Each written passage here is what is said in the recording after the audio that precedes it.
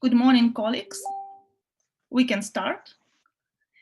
It's my great pleasure to welcome you to our online regional event, Shaping the Future of the Eastern Partnership Countries, European Green Deal, and its impact on environmental policy.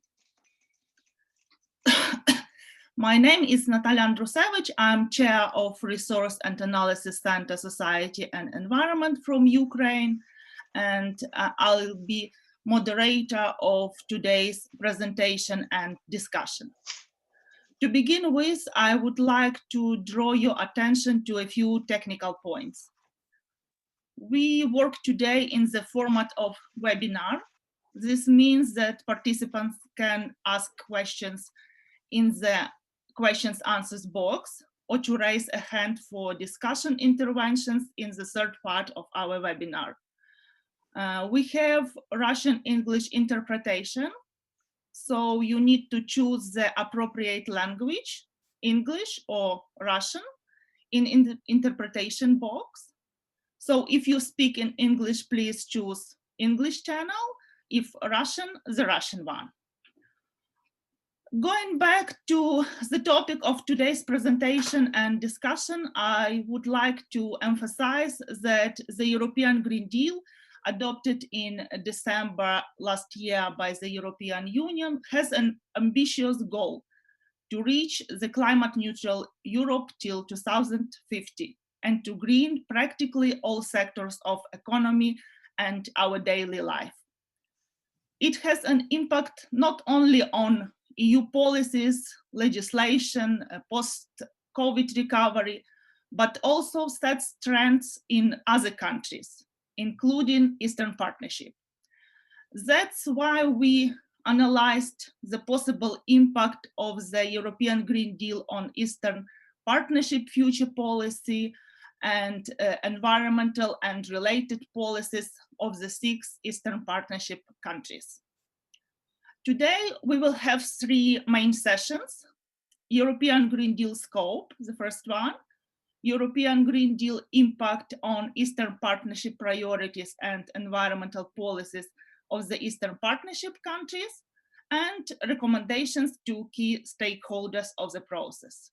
After each session, we will have time for your questions and answers from our speakers and experts. Our event is supported by the regional office of Friedrich Ebert Foundation, Dialogue Eastern Europe. And I'd like to give the floor to Christopher Forst, who is director of this regional office. Please, Christopher, your welcoming remark for our participants. Thank you very much, Natalia, and once again, good morning. Dear experts, partners, and guests, as the Regional Office Dialogue Eastern Europe of Friedrich Ebert Foundation, based here in today very foggy Kiev, we are glad that we have had a chance to contribute to the very timely and relevant paper that is presented here today and the discussions that are going to happen. The European Green Deal can indeed shape the future of the EaP region, and it is thus highly important to take a look at the 6 Eastern Partnership countries' environmental policies in this very context. And let me say this already, I believe that there is still a lot to be done. I would first of all like to thank our partners from the Resource and Analysis Center, Society and Environment, very much for their excellent work. I've already had a chance to take a look at the study and must say that I find it very convincing and well done. So first of all, congratulations for that. And let me use this chance to say a few words about the organization I represent and why we are supporting our partners in their efforts. The Friedrich Ebert Foundation is Germany's oldest political foundation. It was founded in 1925 and honors the legacy of Germany's first democratically elected president, Friedrich Ebert.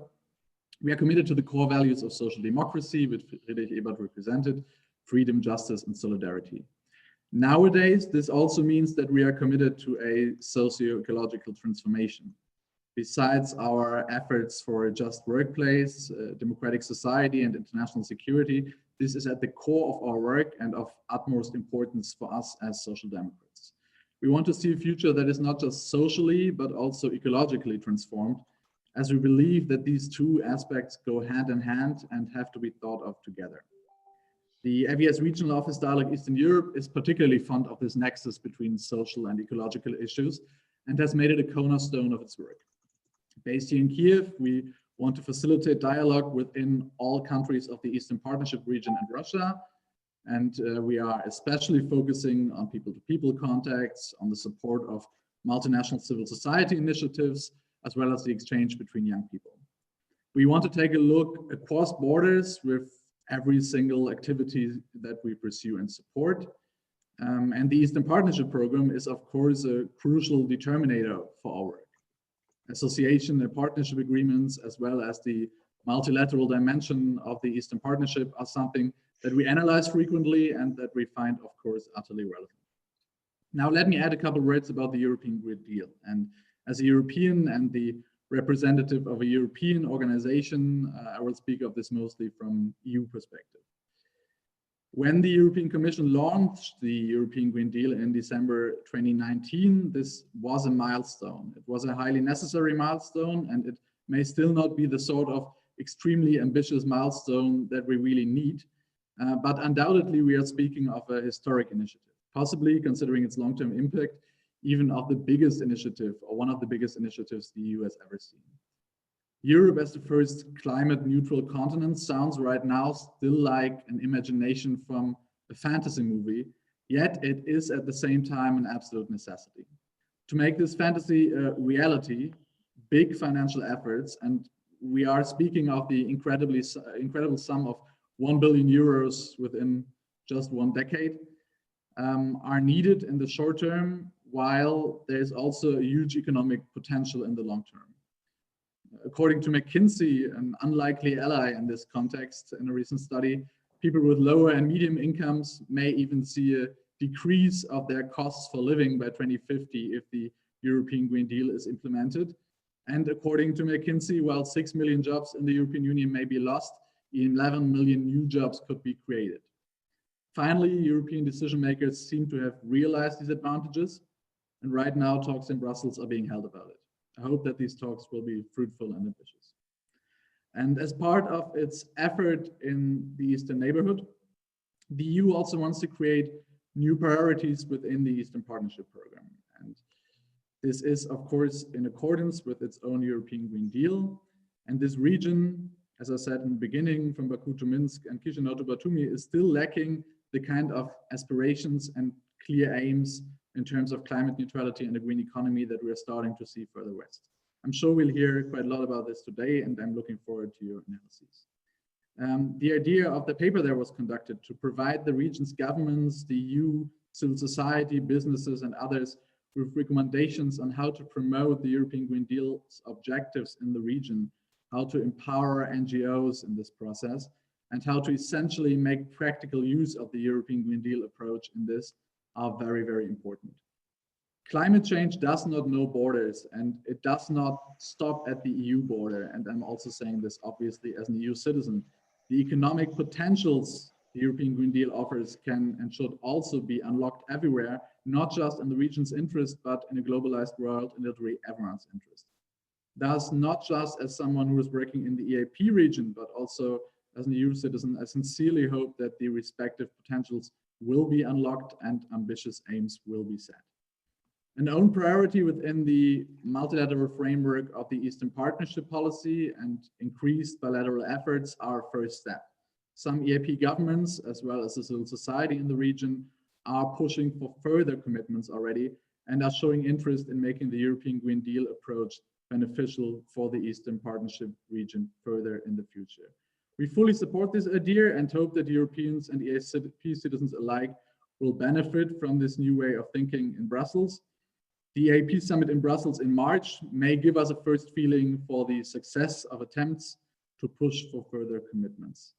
Now, I very much look forward to listening to your analyses and ideas. I know we have a lot of expertise gathered here, so I am not going to talk for too long and already handing over back to you, Natalia. But thank you very much for the opportunity to support you, for the collaboration, and already for what we have already what you have already come up with.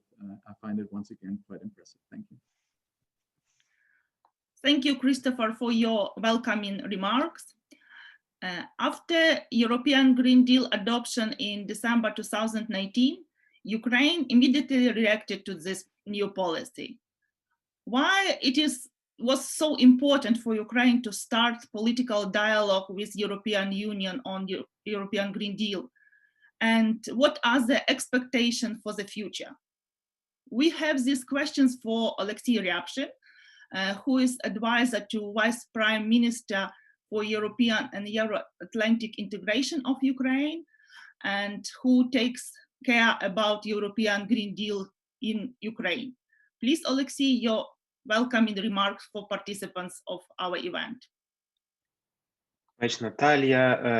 Good morning, dear colleagues. I'm really happy and proud to speak on behalf of Ukrainian government in this very respectable forum for a lot of stakeholders from different countries to share the experience what Ukraine had come through this like almost 1 year since the adoption of the EU Green Deal.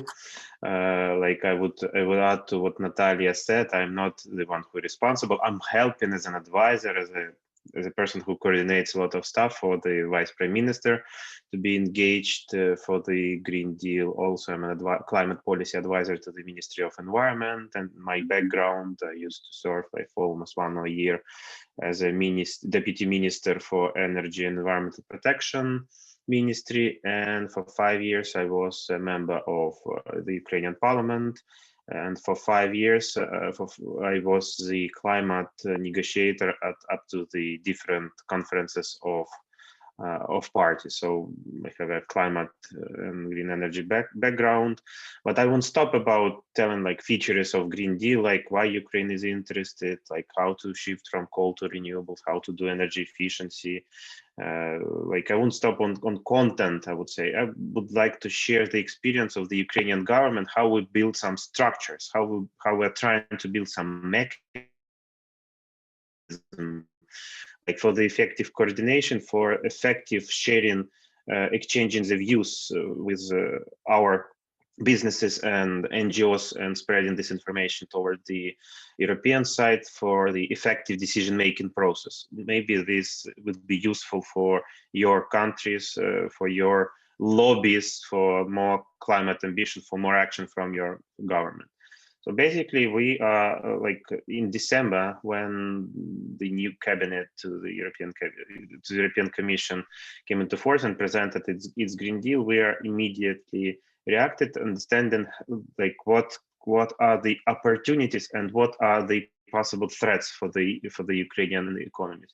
And both opportunities are huge, and both threats are also essential. So we need to tap on both dynamic. So if you're just saying to the European side, come on, like everything will be bad, like we need to spend a lot of money, so like don't do this, like it won't work. So you need to both explore a lot of opportunities, and that's what usually government is facing, that business will come to them and like start and lobby some protectionism, and NGOs, especially the climate one or the environmental, will lobby for more active. While what I observe in like being a politician with political background, that the general population is like more tackled with the climate skepticism. So like climate is something that is not yet a huge threat.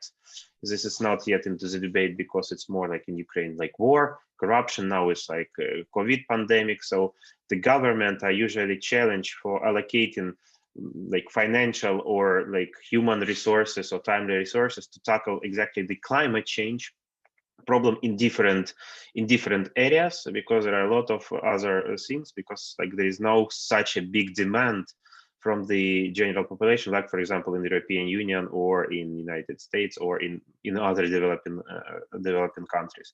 So this is kind of problematic. So it requires political leadership.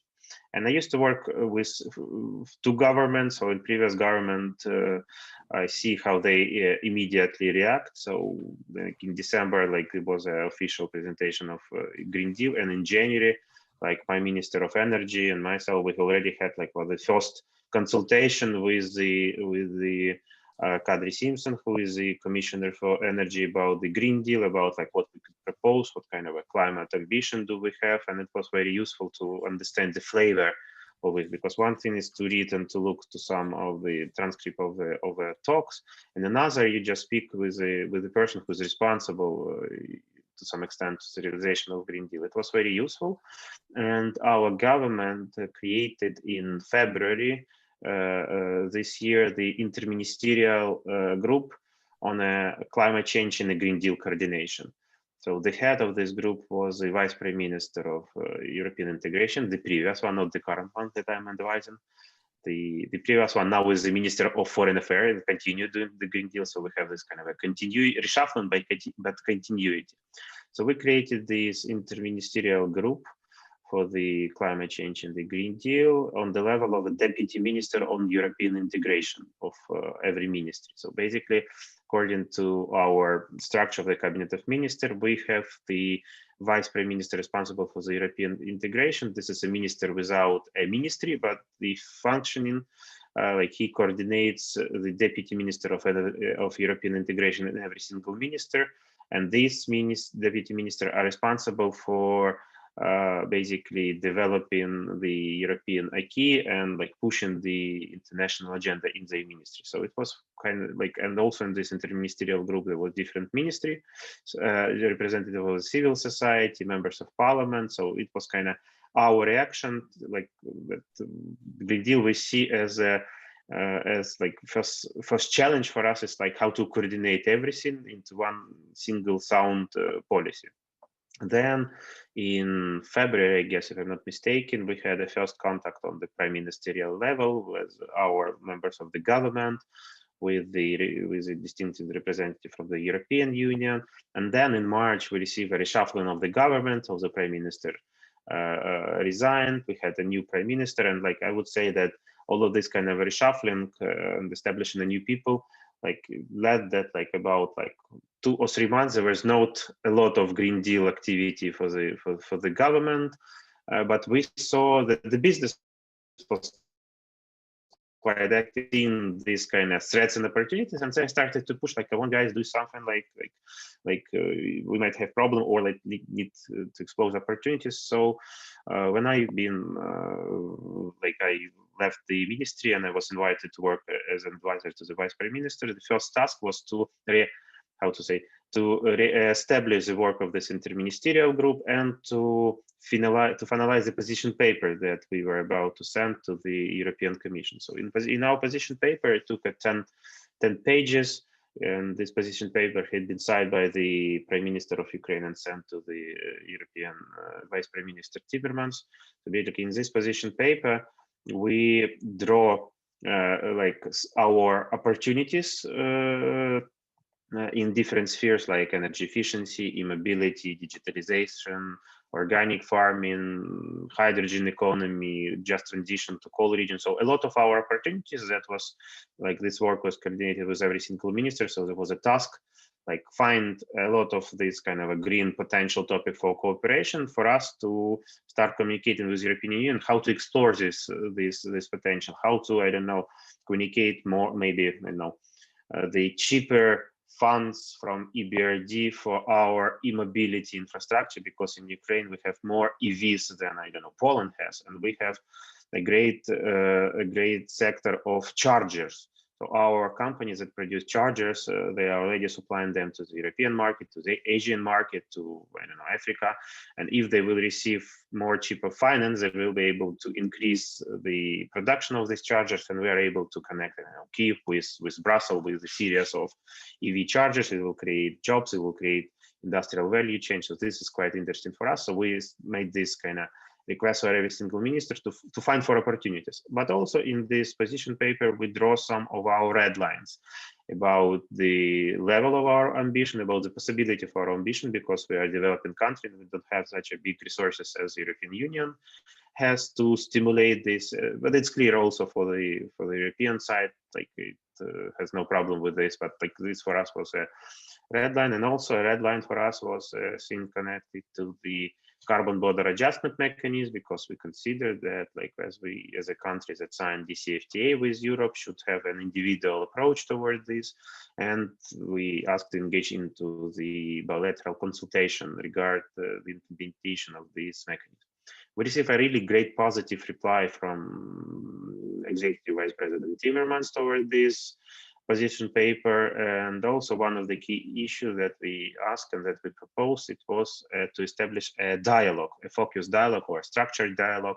So basically, as the way how we, as like we ended to coordinate within Ukraine with the representative from the European side to discuss the things connected to the Green Deals. And now we are working with our colleagues on structuring or finalizing this dialogue. Brussels bureaucracy is something very, how to say, like it's the same type of bureaucracy than every single country has, but it's like a very strict and sound bureaucracy, and needs to, our propositions all the time needs to be discussed within the different directorate with the different European commissioners. But this is how I feel positive that we, like one of the first countries who established this dialogue, we understand that we need to expand the opportunities, and we have a huge demand from our business on the opportunity side.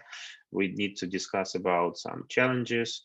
I don't want to overpromise. We have a lot of different stakeholders. Like we are from the good cop side who are saying like we need to have we understand the peculiarity of a Green Deal, but there are a lot of kind of guys who just like demand the protectionism, so like protect us from everything, like we don't want to spend on environment, we don't want to change, we don't want to transform, we want to do business as usual as much as we can. We don't want to install, I don't know, filters for our coal power generation plant, etc., etc. The main request is like we have to get the money out of from this for this environmental transformation. So there are like a very hard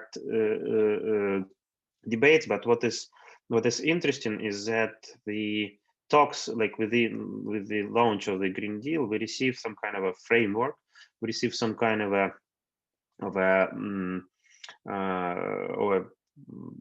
lobby inside, let's put it that way, like political sponsorship maybe for intensify the talks about the proper climate infrastructure in Ukraine. We will have an emission trading system in 2025 to 27. We are working on this, and I guess we are the only country from the European, from the Eastern Partnership that do have plans to do the emission trading system. It's huge stuff. We are discussing about how to reform our CO2 tax, which like we do have, but it's relatively small according to the European countries. If to increase it, it will like change a lot of stuff, and like the question is whether we could afford it or not. We are thinking about how to allocate funds from the CO2 tax, how to do a proper spending mechanism to create some kind of a climate fund or decarbonization fund. We are speaking like first, I guess, from my background of climate negotiator, first we are speaking about NDC, not about like how to sell a hot air and to earn some money out of it, but how to integrate our NDCs for them to be like to show the level of ambition, but not to harm the economic development. Especially, it's very hard during the Corona crisis, and like this is why we are challenged not to allocate spending in this budget to the green agenda. And like we have huge amount of challenges, we have huge amount of opportunities, but like I'm happy that we are in discussion process of how to untap this potential to come to this goal, to the climate neutral continent up to 2050. So thank you very much for having me. I do hope that the experience from the Ukrainian side will help you and your countries to be engaged in the fruitful dialogue that will lead to the transformation of your countries and your society towards a better planet. Because what do I feel that although I'm fighting with the climate change as a specialist for all my life, my kids and my grandkids will blame me and those who are like trying to fight hard with the climate change problem that we are not pushing hard. So I'm ready for this, but I have something to reply to them, but yet we need to intensify our efforts for a better planet. Thank you very much. Thank you, Alexei, for such a good example of possible actions by the government in response to the European Green Deal. I hope to see you again at our events. Thanks for coming. And so now it is clear why it's important to know what is European Green Deal, what is its aim and goals, what are main actions in different sectors. So I propose to go to our session 1, what is European Green Deal and its importance for Eastern Partnership countries. And I invite Gregory Tsouris from EU delegation to Ukraine to open this session with short presentation about European Green Deal. Dear participants, please don't forget to ask questions in question and answer box. And our experts will answer these questions at the end of the session. So Gregory, please, the floor is yours. Thank you, Natalia. And first, before going back to the essentials of what is the Green Deal about, what's the architecture, and what's the potential benefits also for all countries that would like to get closer and be let's say attached to this endeavor. Let me build a bit on what Alexei said, because I think he just illustrated in a few words, I think a very essential process that has been going on for some time, and that is crystallizing even further now, of close cooperation, and that is driven by a need to focus on the content and to identify what areas or what could be the mutual benefits of engaging in an agenda, in a common agenda related to the goals of the Green Deal. So how to transform parts of the economy also of Ukraine, by discussing together and sharing experiences, by also getting closer into the shaping of the agenda within the EU. And I think it gives us a recipe of potential success. We will see in the end, but I'm very convinced that things are advancing in a very positive manner. What is this? Close cooperation, policy dialogue, to identify exactly the areas where further steps can be done that make sense and have the biggest transformational potential of the economy, and then to match it, if needed, by whatever is needed to make it advance. So if it's financial support, if it's other types of support. And joining forces, this is a wish that we have also in Ukraine, to join forces with all EU member states that have a keen interest in this agenda as well. So we have quite a lot of partners that are interested in advancing the agenda, and it links a bit to the process of the EaP. I mean, in March, in the joint statement, I think it was very clear that on top of, one of the aspects of this ambitious partnership that is the EaP would be also to contribute in the economic growth of all countries, partnering up in the EaP, with a goal to look for a transformation of their economies into a more ecologic and just economies. So this is there. The next natural step is to define on the bilateral level between EU support and each individual country a tailor-made approach that can serve advance this agenda up to the extent each country is interested to advance it. And I'm really feel privileged to be in Ukraine at this moment of time, because I think there is a lot of scope and interest to do so. But I'm pretty sure that other countries in the EaP would be interested in doing so. And this will be the reason why will come up in the short presentation I will do now. So what is a bit the timing of and future steps in defining support as well that is linked to supporting this agenda? We are now, after having this joint declaration and the common goals, common objectives set by EaP countries, within the EU, we are discussing on our multi-annual indicative programs, which means that we are setting a bit the areas where future interventions that take place on an annual basis for the next 7 years would be indicatively targeting.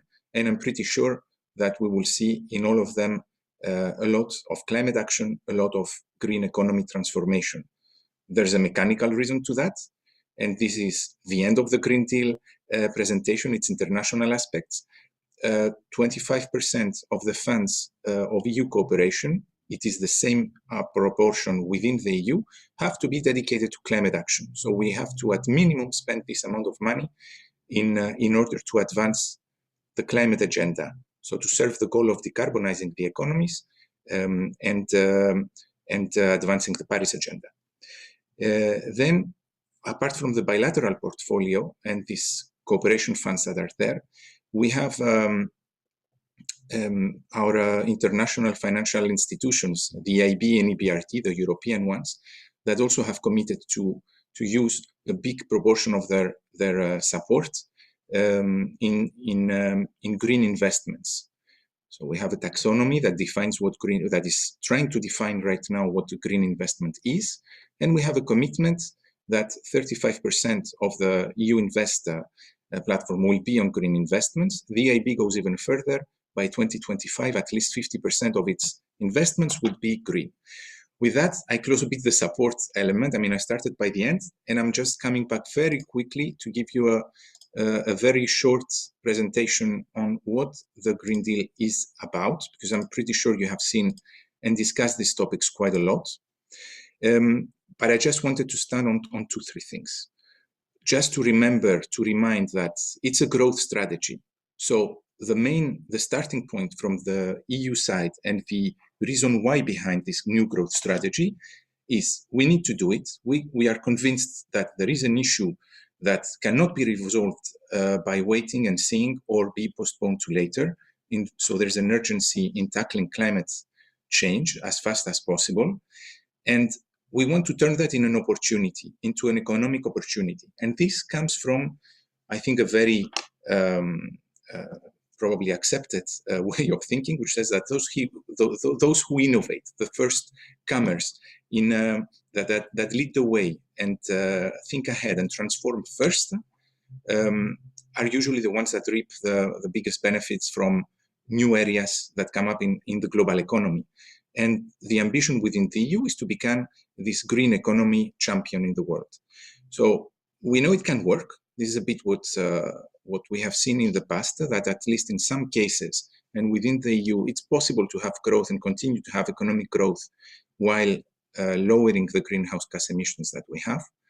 And we were able to advance internally in the EU on some of the commitments we had taken already before the Paris Agreement. Now, what is if one tries to see globally what the transformation agenda could look like.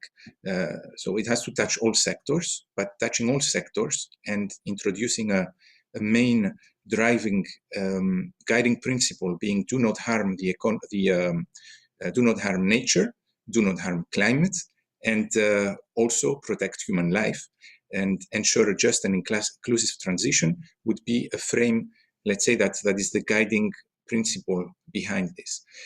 I just wanted to remind again that this is it's an encompassing agenda that is super comprehensive. It touches all sectors of the economy.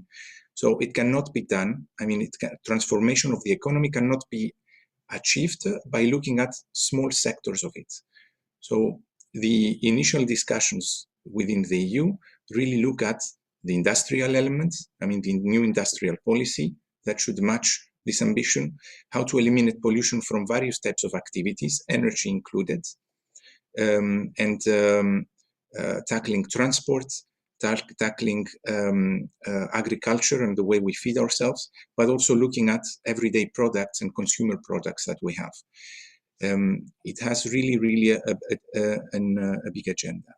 So there is an architecture behind this. In the EU, the way of thinking has been, and it is not only for this case, the same for the last 30 years.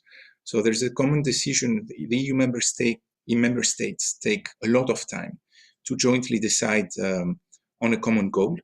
That is then it's the task usually of the European Commission to monitor, analyze if the goal that has been set is advancing in the way it should, so that the obligations each member state has undertaken are implemented, and also to sanction if need be.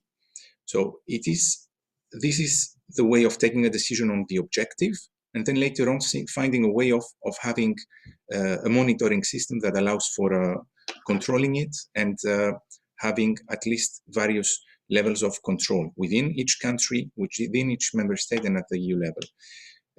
So a series transforming the economy calls for transforming also the legal background that we have in the EU on many topics, at least 100 main legal acts, introducing also novelties. So this is just to illustrate that since a year ago when the European Green Deal was launched, so in a week exactly from today, a lot has happened, but a lot is still in the shaping. I heard very clearly Alexei talk about the carbon border adjustment mechanism, but also about other topics.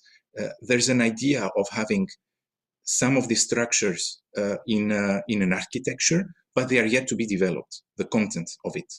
And I think there is an open invitation, both for private stakeholders, so Ukrainian companies, think tanks, citizens, and the government, to jump in the consultations that will be made on all of these legal acts. Apart from the bilateral cooperation and policy dialogue that is in place. So the objective from the side of the EU is really to reach climate neutrality by 2050, and also to act and put a lot of weight, a lot of effort in making the biggest steps probably by 2030. This is important because for economic due to economic calculation reasons, I mean, the impact assessments that were made show that it will be in the long term more cost efficient to do so. So new goals have been set a few weeks ago to increase this climate ambition and there's a proposal to reach 55% by 2030 of emission reductions compared to 1990. So the idea is to act fast. Now, there is indeed a financial mechanism. It's called the Green Deal Investment Plan. It's, as you will see, it's targeting mostly the private sector and big infrastructure projects. So it's an investment plan that mobilizes IFIs, international financial institutions, and it talks about public and private investments and creating investment conditions that are good to allow for newcomers to jump in, and also provide technical assistance to help investors making the appropriate choices in sustainable projects. So this is something that actually is not new. This architecture was there before. It's just targeted further on allowing and putting in the forefront sustainable projects. We already have something similar now with the EaP, basically that can use this. Now, the just transition mechanism, I'll just talk about it now and then jump, I think, to the conclusions, because I talked for a long time. So this is an internal mechanism for the EU based on what we have already, the structural funds that help regions that are less economically advanced to catch up with the others. And this instrument would be targeted in the regions that would be more severely impacted by a transition towards a green economy, and will help them basically diversify and look for opportunities in different ways of engagement. So we are discussing also with the government on what could be done in Ukraine. What would if something, I do not like to say something similar, but the idea behind this mechanism could be transposed in Ukraine, and it's one of the big topics I think we are discussing right now. Now, there's a role also for citizens, obviously, for non-governmental stakeholders, an enormous one, because it's not only changing the way we produce, it's also changing the way we consume and behave on an everyday life that will need to take place in the years to come. So there's also an idea to look for creating a pact, a platform, a means of actions a means to advance the pushing forward the voice of citizens and helping them advocate further for climate ambition. And this is something we will see soon. Climate law, as you might have heard, the EU has adopted or has proposed to enshrine in a law the obligation to get climate neutral by 2050 in a responsible way, and by 2030 as well. I think this is a significant advancement. It's the first time it's done, at least in the EU, and I hope it really shows that there is a it's a path that we do not want to shy away from in the near future.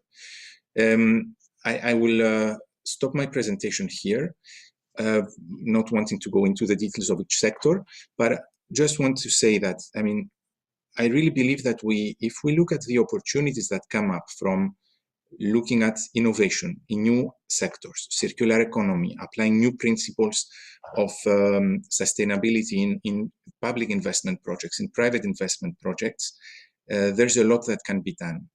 With the countries where we have already association agreements or comprehensive and enhanced partnership agreements, a lot of the topics are already included that serve the objective of the Green Deal. That's part of the agenda. I mean, advancing as fast as possible on the existing topics can really help moving towards a transformation also of the economy and the society. And there's a future agenda that is now in shaping within the EU that will update a lot of the past legislation, but also new elements, new blocks will appear. And this is, I think, both challenging but interesting and hides a lot of opportunities. And I think this is, it's on those that we should be focusing and looking at the low-hanging fruits, but also in the midterm and long-term opportunities that come out of that. And with this, I give you back the floor, Natalia, and thank you very much. Thanks, Gregory, for your interesting presentation about European Green Deal, its aim, financial instruments. So as we saw, the European Green Deal is a dynamic instrument, and almost daily European Commission develops and adopts new documents to implement European Green Deal. So it's important to follow the process constantly. In our policy paper, we also have the separate chapter dedicated to the European Green Deal. And I think our expert, Zoriana Kozak, has some additional information. So Zoriana, please focus more on environmental components of the European Green Deal, as the environmental policy is in the focus of our today's discussion and presentation. So please, Zoriana, the floor is yours. Not more than 10 minutes, please.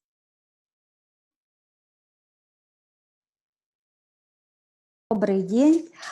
Рада приветствовать всех участников. Немножко хочу сделать презентацию, но что-то у меня не очень выходит. Хорошо. Сейчас, извините.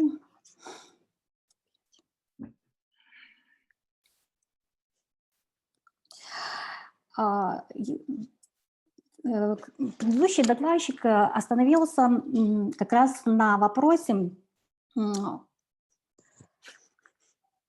какие же сферы будут затронуты и рассмотрены в Европейском зеленом курсе.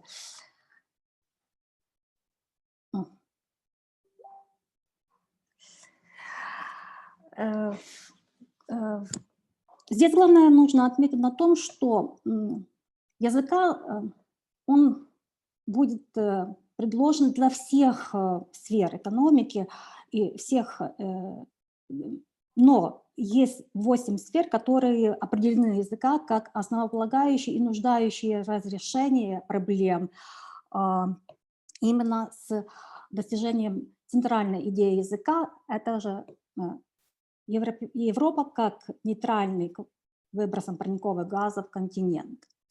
Я бы хотела здесь подчеркнуть, что именно речь идет о Европе как континенте. И в этом вопросе роль других стран, таких как Украина и другие страны Восточного партнерства, есть незаменимыми. Как уже говорилось, языка является динамическим документом, и основы языка были определены в коммюнике, который представлен 11 декабря, и дорожной карте, которая определяет 50 действий. И фактически этот план действий должен реализоваться на протяжении 2 годов, 2020-2021, но в последующие годы будут разрабатываться отдельные планы, которые раскрывают те действия, те мероприятия, которые есть необходимы. Как уже и говорила Наташа, языка – это живой организм, это механизм, который последний год динамически развивается, и даже пандемия COVID, она не остановила развитие и внедрение языка. Да, возникали вопросы, поднимались некоторыми государствами, вопрос о прекращении или приостановлении реализации языка, но как Европейская комиссия, так и Европейский парламент поддерживают необходимость внедрения языка. Более того, они подчеркивают, что пандемия, она определила необходимость реализации языка.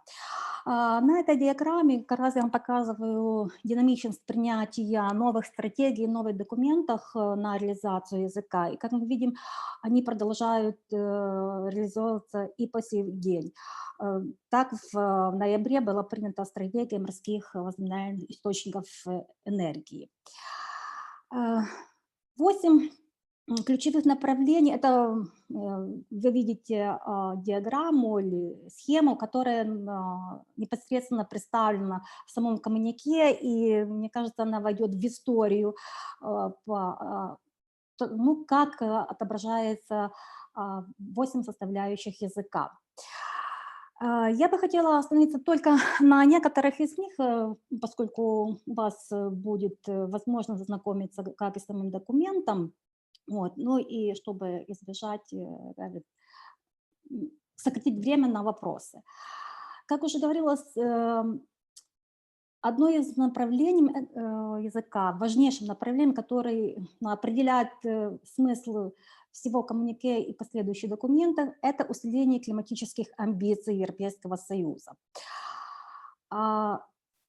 Здесь очень хороший пример. Почему? Потому что есть разные направления, но 2 базовых направления – это сокращение выбросов и адаптация к изменениям климата.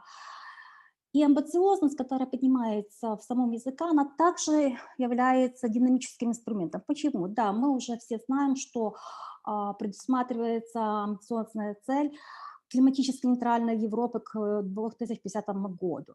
Но в самом языке предусмотрена также и промежуточная цель, которая определяется в 2030 году, и языка указывается на том, что как минимум на 50%, но желательно 55%. И вот здесь я хотела бы также отметить в том, что в октябре, 14 октября был принят целевой климатический план Европейской комиссии, где уже четко обозначается, что промежуточная цель языка относительно сокращения выбросов парниковых газов – это 55%. Более того, рассматривая предложенные документы, Европейский парламент уже высказал свое мнение о том, что цель нужно поднимать выше и предлагает остановиться на 60%. Кроме того, климатические цели, они определены и интегрированы во все сферы экономики, в том числе и все вопросы, которые затрагиваются в Европейском зеленом курсе. Важный момент, который имеет сквозной характер, это также необходимость и роль не только Европейского Союза, но и государств-членов Европейского Союза по реализации достижения этих климатически амбициозных целей. И одним из таких инструментов являются именно национальные энергетические и климатические планы.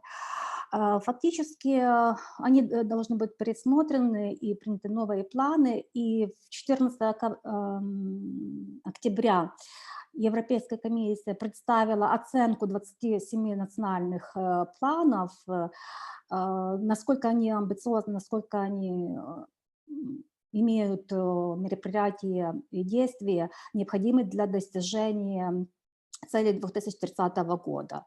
Ну и уже здесь вспоминали вопрос о механизме углеродной корректировки импорта ЕС, что, конечно, будет очень важным вопросом по сотрудничеству и странами извне Европейского Союза и непосредственно с его соседями. Важным моментом, кроме вопросов декарбонизации экономики, промышленности, энергетики, а также сельского хозяйства, я бы хотела остановиться более на вопросах непосредственной охраны окружающей среды. И языка имеет отдельный элемент, посвященный как раз сохранению и восстановлению экосистем и биоразнообразия. Вот. Фактически производятся две основные задачи по сохранению и восстановлению. Это как раз сохранение и восстановление природного капитала. Но здесь тоже нужно иметь в виду, что не только природного капитала в Европе, а языка имеет меры и мероприятия, которые направлены на сохранение природного капитала вообще во всем мире. Как я уже говорила, языка определены 4 основные направления реформирования, и они нашли свое отображение в новой стратегии биоразнообразия, принятой 20 мая. Нужно сказать, что меры по охране экосистем и по восстановлению экосистем и биоразнообразия имеют также целевые измерения. Если говорить о мерах по охране экосистем и биоразнообразия, то предусмотрено 2 основных направления. Это расширение систем охраны биоразнообразия, и 30% как суши, так и моря должны быть охвачены этим понятием. Более того, треть из них, то есть 10% экосистем суши и 10% экосистем моря должны подлежать особой охране. Кроме того, меры по охране экосистем и биоразнообразия предусматривают также согласованность системы охраны биоразнообразия. Непосредственно это вопрос стоит о завершении формирования системы Natura 2020. Относительно мер по восстановлению экосистем и биоразнообразия, они есть очень широкие, начиная от реформирования законодательства, и предлагается на 2021 год представить обязывающие юридические цели по сохранению биоразнообразия. Но кроме этого определены также цели, по количественному достижению которых можно определять о позитивном ходе реализации Европейского зеленого курса. Я не буду дублировать все эти проценты, которые вы сейчас видите на слайде, но пока вы читаете, я еще бы хотела бы уточнить на том, что Европейский Союз определил одной из проблем именно защиты и сохранения биоразнообразия на том, что необходимо создать новую систему управления биоразнообразием, над которым как раз будет проводиться деятельность Европейской комиссии, и более того, поставлены под вопрос исполнения предохранного законодательства Европейского Союза. Важным моментом, и именно это также прослеживается во всех 8 элементах Европейского зеленого курса, как и Европейского зеленого курса вообще, это лидерство Европейского Союза в мире по достижению тех или иных целей. И именно также по вопросам биоразнообразия, также одним из ключевых направлений деятельности Европейского Союза это и является его глобальное лидерство в проведении необходимых реформ во всем мире, в том числе и по вопросам биоразнообразия.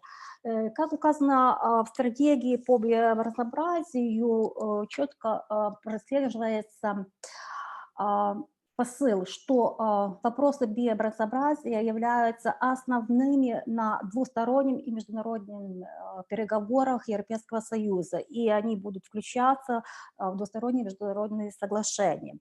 Кроме того, Европейский Союз поддерживает и в последующем вопросы принятия некоторых международных документов, обязывающих страны. Непосредственно здесь можно говорить о принятии новой глобальной стратегии в сфере сохранения биоразнообразия, соглашения о морском биологическом разнообразии и глобальном соглашении, возможности принятия глобального соглашения, которым будет запрещаться субсидирование вредного рыболовства. И последний, 8-й элемент, который отображен в языке, это как раз вопросы нулевого загрязнения окружающей среды. Вот. И основными целями это быстрое эффективное сокращение такого загрязнения. Здесь выделяют 3 базовых компонента. Это предотвращение загрязнения воздуха, воды и почв. И для определение конкретных мер и цель должен быть принят план действий по нулевому загрязнению в 2021 году. Сейчас опубликована дорожная карта вот этого плана действий, но сам документ должен быть видеть свет в следующем году. Обеспечение устойчивости химических веществ. Еще одно из направлений. И 14 октября была принята химическая стратегия устойчивости.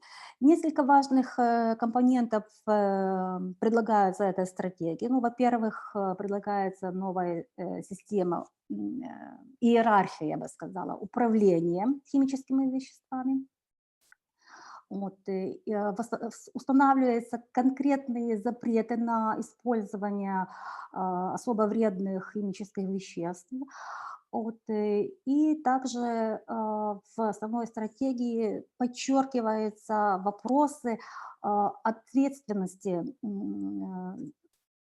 производителей химических веществ, а также возможности, как бы сказать, офшорных зон для химических веществ, и поэтому вопросы соблюдения, соответствия также стоят как в центре внимания этой стратегии. И еще одним моментом, который также подчеркивает вопросы глобального лидерства ЕС именно в мире, это усилия Европейского Союза по наработке нового плана по рациональному управлению химическими веществами после 2020 года, необходимости в внедрении единой классификации химических веществ и принципов, а также стандартов обращения с химическими веществами именно в Европейском Союзе. И последний вопрос, который включается в нулевое загрязнение, это предотвращение промышленного загрязнения. И основные документы по этому вопросу предполагается, планируется принять в 2021 году. Спасибо за внимание.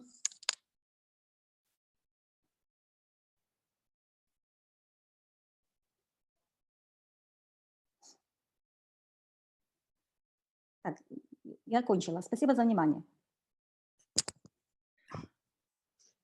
Thank you, Zoriana, for some additional information. And dear participants, please ask questions. and we will have time for answers from our experts. As we saw from today's speech of Alexei, the work in concrete countries is very important in terms of awareness raising, capacity building, dialogue between different stakeholders. So I'd like to ask about the plans of European Commission to work on the level of EaP countries. Our next speaker, Alexander Daras from EU delegation to Georgia. Please, Alexander, the floor is yours. Yes, Natalia, hello everybody. So I will just say a few words on the side of Georgia, what the European Union is doing here. So first of all, I would like to say that environment and fight against climate change is nothing new in our agenda.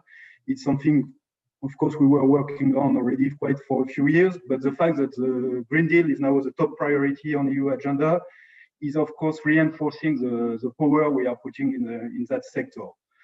First of all, when it comes to Georgia, obviously, it's an important part of the EU-Georgia Association Agreement, and I think it is the same for many countries which have signed an association agreement with the European Union.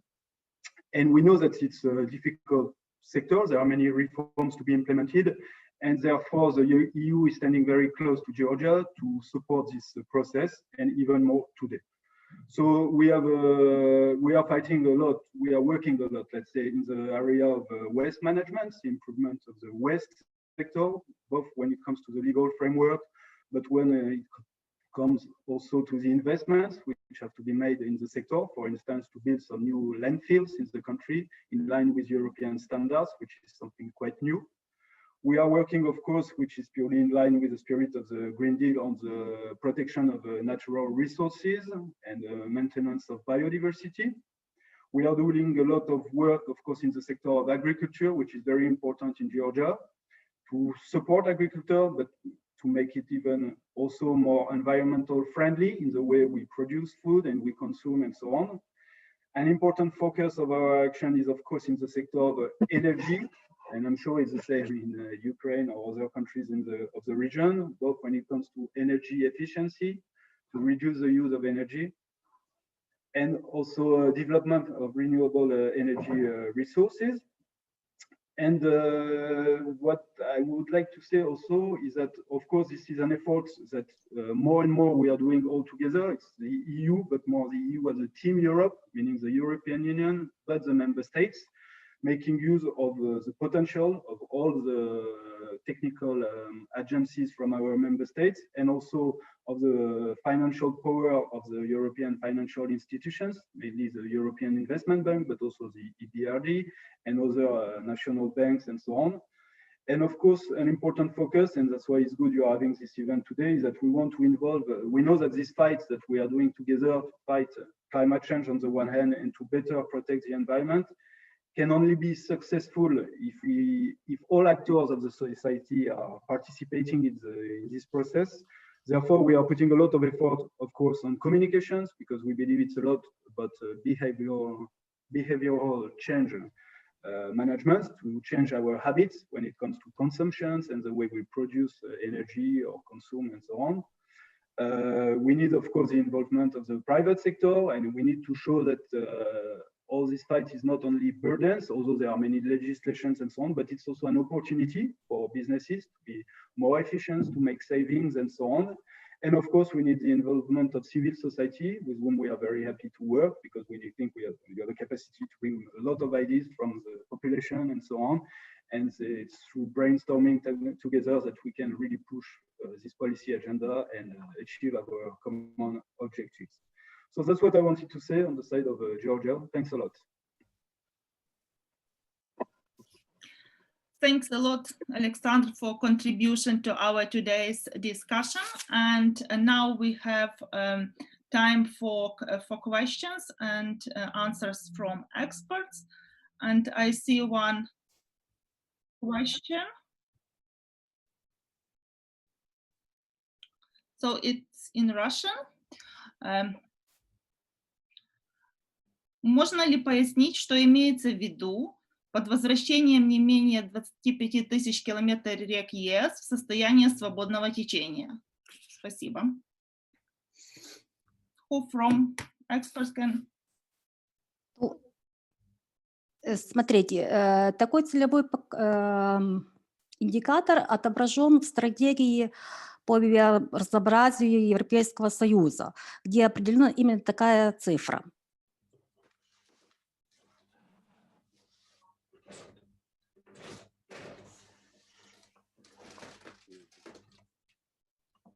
Maybe somebody else from expert?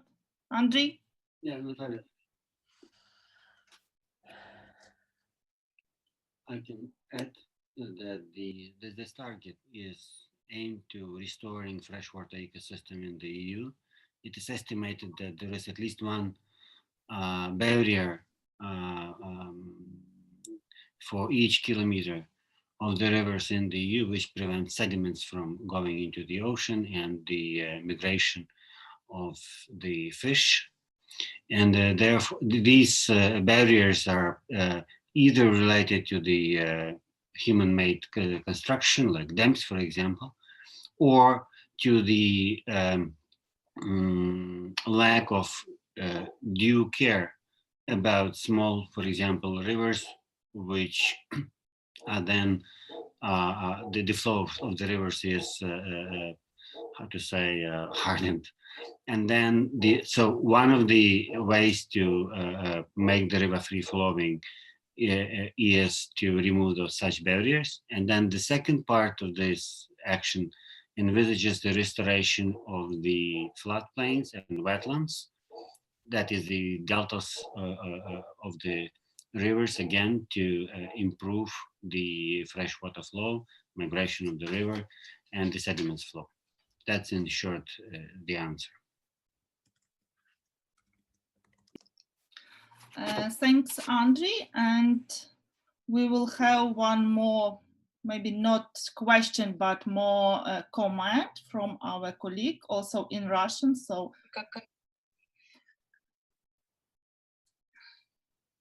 вот от Андрея Демиденко. Прекрасное выступление Рябчина, но теперь я вижу, почему дил переведен как курс на русский.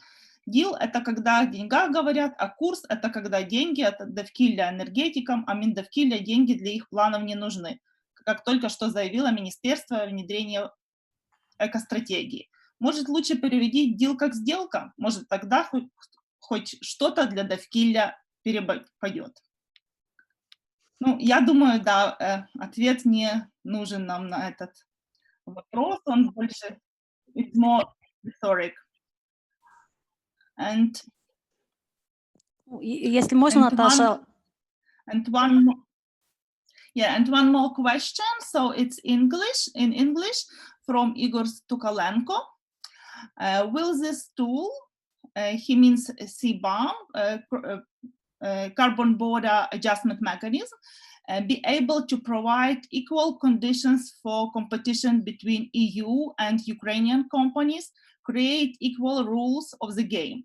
Therefore, in order to achieve the goals of the Green Deal, the European Union provides significant financial support. It is important that CBAM could promote economic development, create opportunities, and this should not be a punitive tool for the Eastern Partnership countries. So if somebody from experts can answer. Yeah, and I can also jump in if you want, Natalia, after the colleagues talk.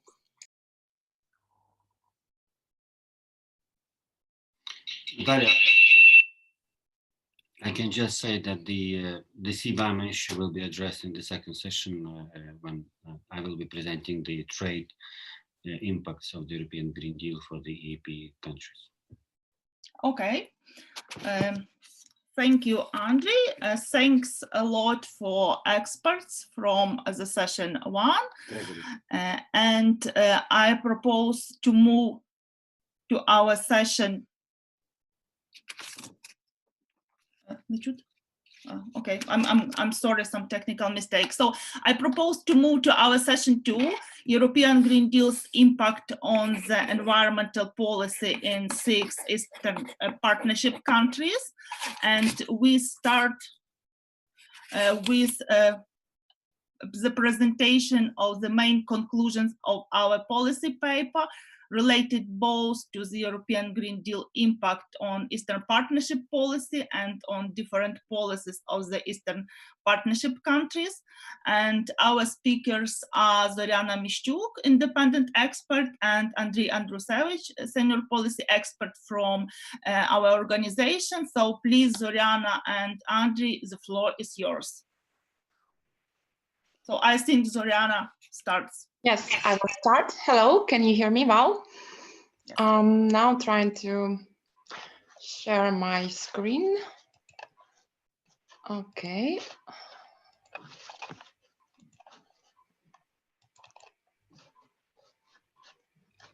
Okay, so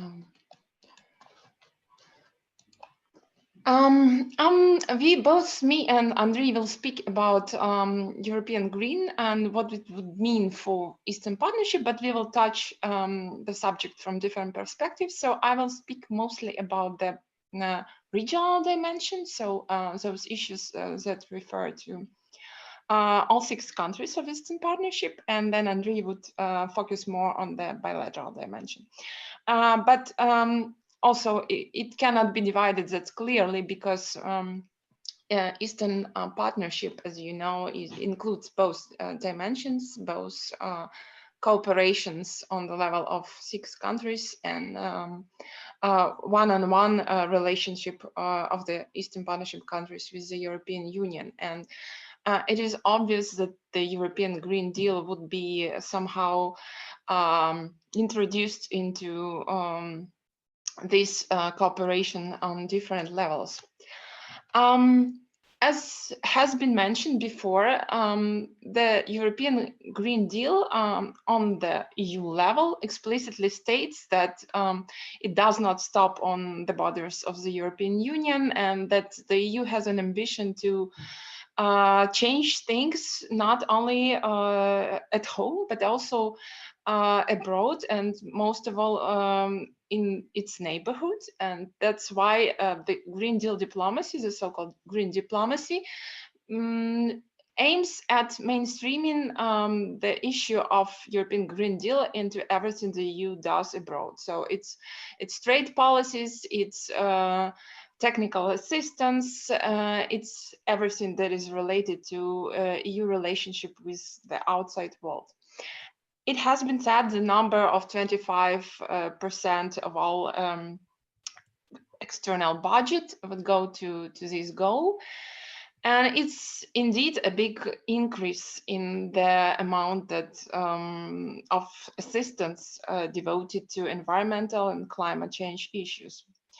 Although I should say that this idea of mainstreaming environmental and climate change issues into external policies is not new. It has been before, and if some experts on European sustainable development policy might recall that in the respective strategy of the European Union of 2001 and later updated in 2006, there was a statement that the EU is committed to mainstream sustainable development, which is essentially also environmental and climate change, into everything it does in relationship with the outside world. But somehow that approach was not really successful. I mean, we did have focus on environment and sustainable development in all bilateral documents like associations agreements, for example. But then probably because this issue was treated by both sides as some kind of low politics, we cannot say that the change in policies of your EU partners was that drastic. So we might expect a different attitude this time, and it is a big question, and I hope we will touch upon it in the third section. What would be the change? will it be the current policies or the current state of affairs multiplied by 2, by 3, by other digits? Or will there be some qualitative change in how the EU and its partners deal with the issues of environment and climate change?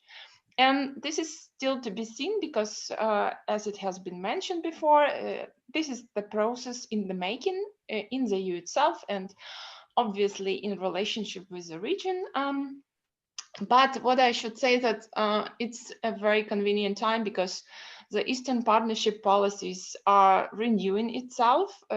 The two sides are renewing its the targets for the next period. So the Eastern Partnership is in the phase of coming up with new goals for the post-2020 period. And this is the right time and a good occasion to integrate environment and climate change and put them higher on the agenda.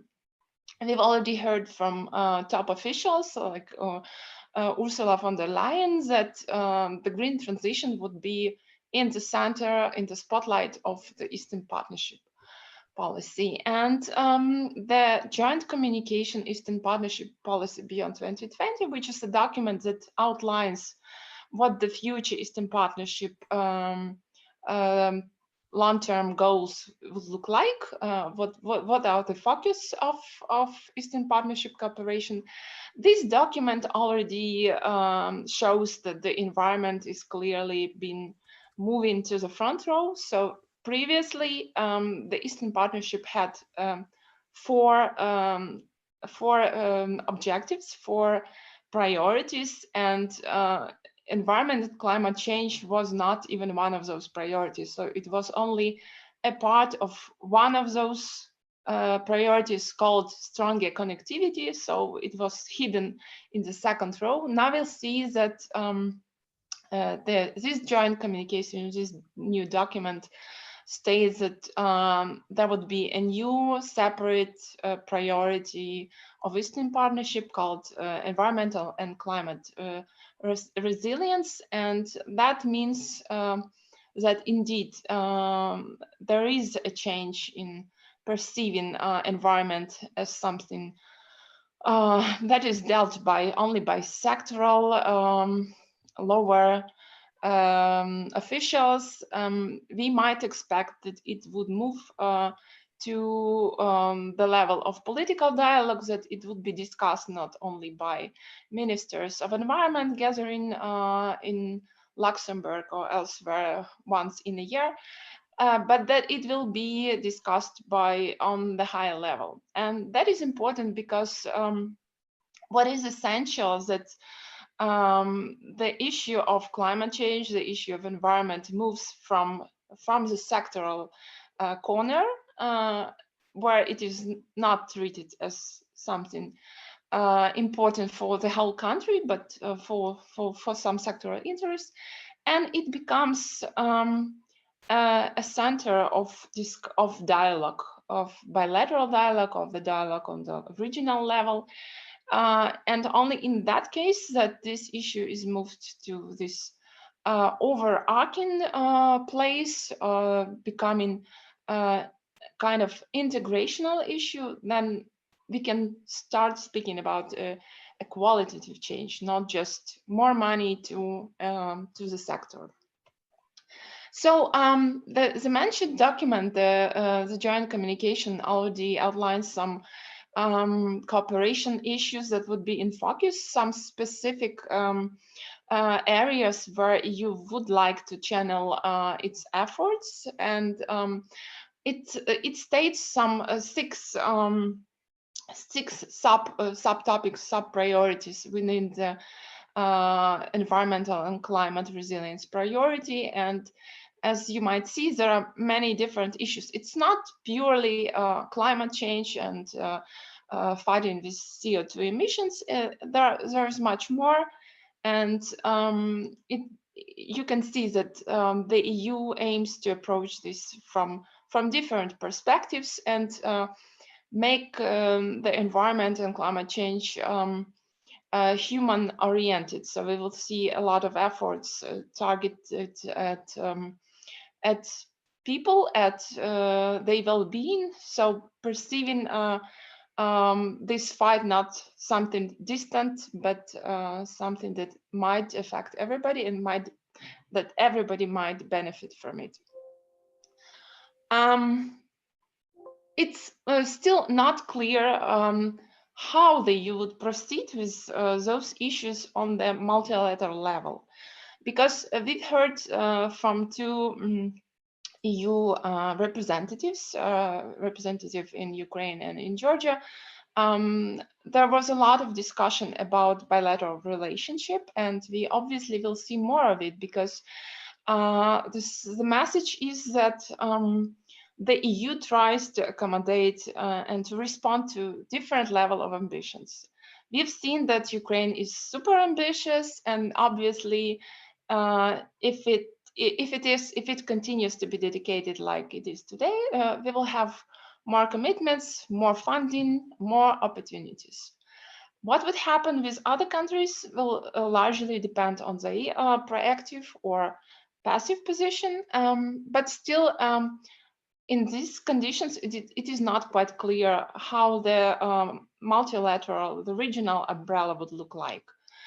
And it's quite possible that it would be kind of business as usual, which would not be the best solution. But in the current circumstances, with such diverse approach, the EU might decide to keep the current scheme. So no drastic changes expected, but we will see on the bilateral level more systemic and focused activities, as has been said today. I think that Gregory mentioned that there are some blocks already in place, and the EU and the other country would build upon them. So it would be intensifying the current efforts, especially for those countries like Ukraine, Georgia, and Moldova that have their commitments, rather challenging commitments on the association agreements, that they will continue what they have started to achieve, but then there would be more financing available and more also opportunities in other areas. So environment and climate change would be mainstreamed into other areas of cooperation, like transboundary cooperation, like research cooperation, civil society support.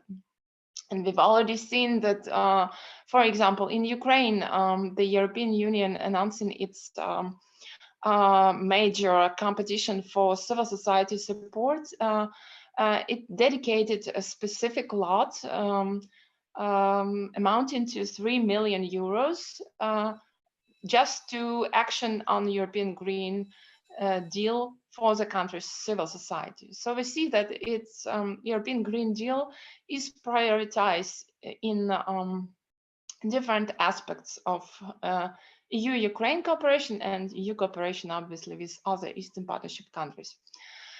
And we will see that there will be more of current tools exploited, like basically helping the countries in the region to draft proper legislation, helping to deliver with policies, helping the countries to share their experience and also bringing EU experience in reforming economies.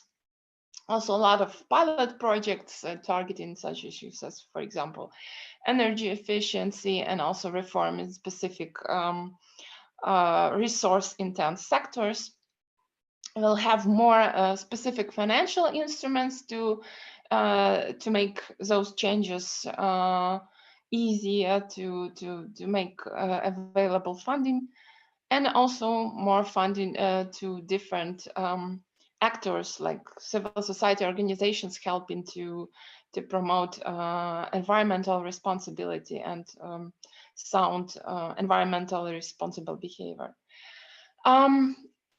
Once again, just a few words for those who are not well aware of how the Eastern Partnership functions. So there is this bilateral dimensions when the EU builds a relationship with each of the countries, and there is this multilateral dimension, which includes regular communication between EU officials in specific sector and officials from the 6 countries, plus various regional projects. So in the case of environment and climate change, we have already EU for environment, EU for climate, and some other projects in narrow sectors.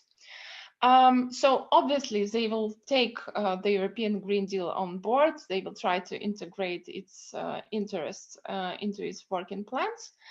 But again, here, so far, it's hard to speak about a drastic change. So we'll probably see more of business as usual, but with greater focus on European Green Deal.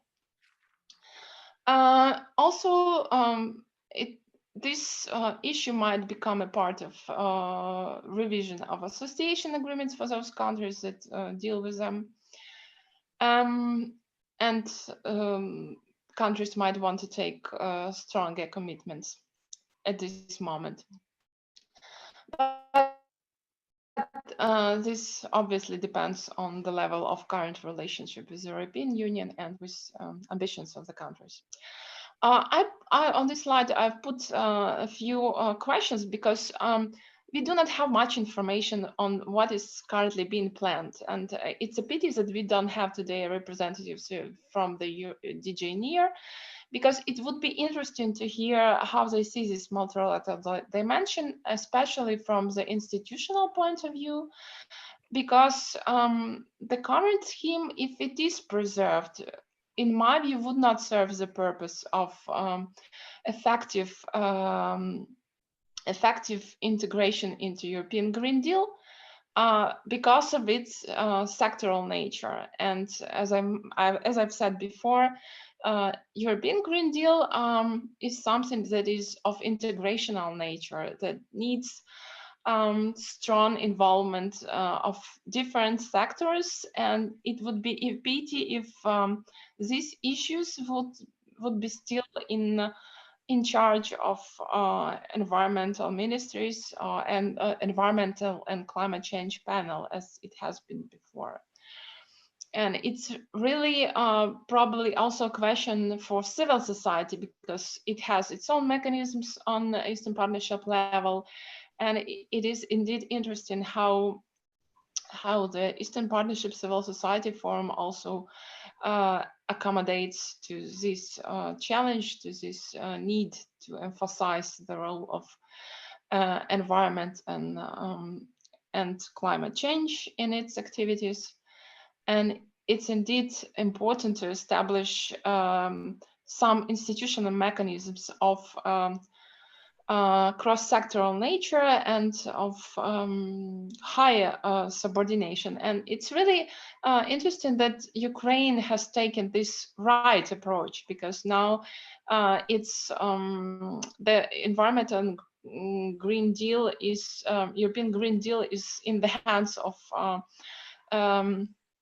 Vice Prime Minister for European and Euro-Atlantic integration, and there is this intergovernmental structure. I'm not sure it would function in the long run. Probably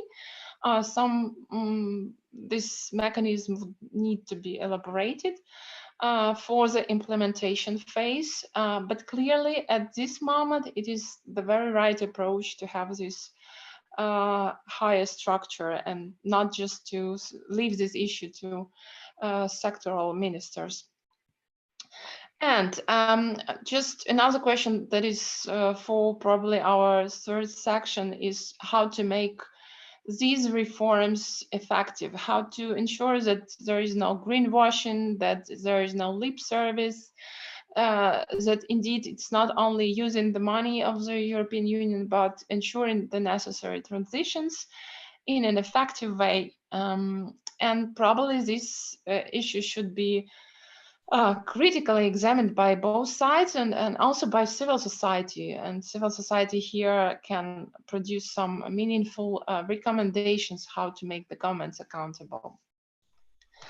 Some challenges to Eastern Partnership regional cooperation. I emphasize that I mean, there is nothing peculiar in the challenges to Eastern Partnership cooperation on Green Deal compared to other areas, because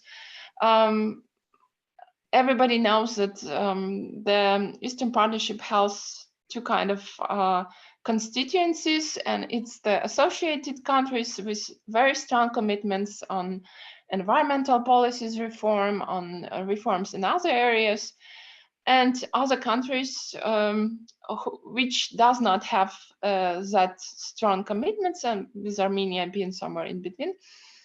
And it's really hard to develop an agenda that fits both types of countries. That's why we see more of bilateral cooperation and less of multilateral cooperation. Also, we have some ongoing crises which make it difficult for some countries to focus on environmental issues. I do not really see, I know that there are many committed environmentalists in Belarus, but I somehow do not see how Belarus can join the European Green Deal in the current circumstances.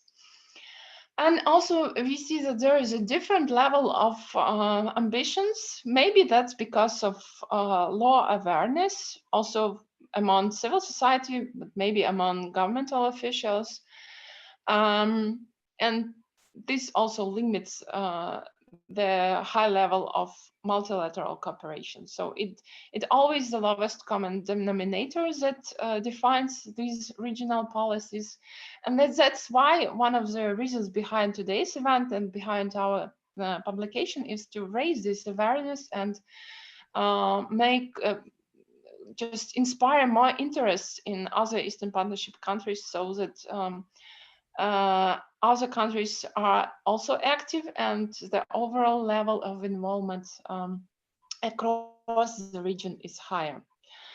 So my conclusions: for the moment, bilateral cooperation will definitely outshadow the regional cooperation, and we need a discussion on how to not to lose regional cooperation and to find what could be of interest for the 6 countries to do together, and for what the EU could do for the 6 countries together. Just once again to remind everybody here that there is a unique, that the European Green Deal presents a unique opportunity to make reforms that are very costly but very necessary if the countries want to be competitive on the market. So it's a unique opportunity to benefit from this European support and to jump on board of this transition. And it's also an opportunity for the 3 associated countries, as Ukraine has shown, that there is an opportunity to show the European Union that the claims of these countries to EU membership are not hollow, that the countries are ready to be fighting the same fight the EU fights. And I guess that is one of the motives of Ukrainian government, to show that it's not only lagging behind and adopting European legislation 10 years later after it has been adopted in the European Union, but it's in the current process. And I think it would be important for the European Union also to engage the countries into its internal dialogue, into its internal discussion, and to extend programs, as many programs that are eligible for EU countries to neighbors, so that they are not outside of this process, but that they are inside of the process. Obviously, there is a lot of opportunities for civil society, because if European Green Deal becomes a reality for these countries, then there is a lot of work for environmental climate change NGOs. And that is an opportunity to come to the forefront, to be heard by the government, and to partner with Brussels in its advocacy efforts. And also an opportunity for regional civil society cooperation, which is, in my view, is somehow weak at this time and now, and there is an opportunity to revitalize it, to discuss common problems and to come with common solutions. So my last comment is that the European Green Deal for Eastern partners is still in the making. It's the modalities are still to be defined, and there is still time to take part, to voice concerns, to voice proposals, and to come up with an efficient mechanisms for the real green transformation. And here I would like to stop and giving the floor back to Natalia, or to Andriy, sorry.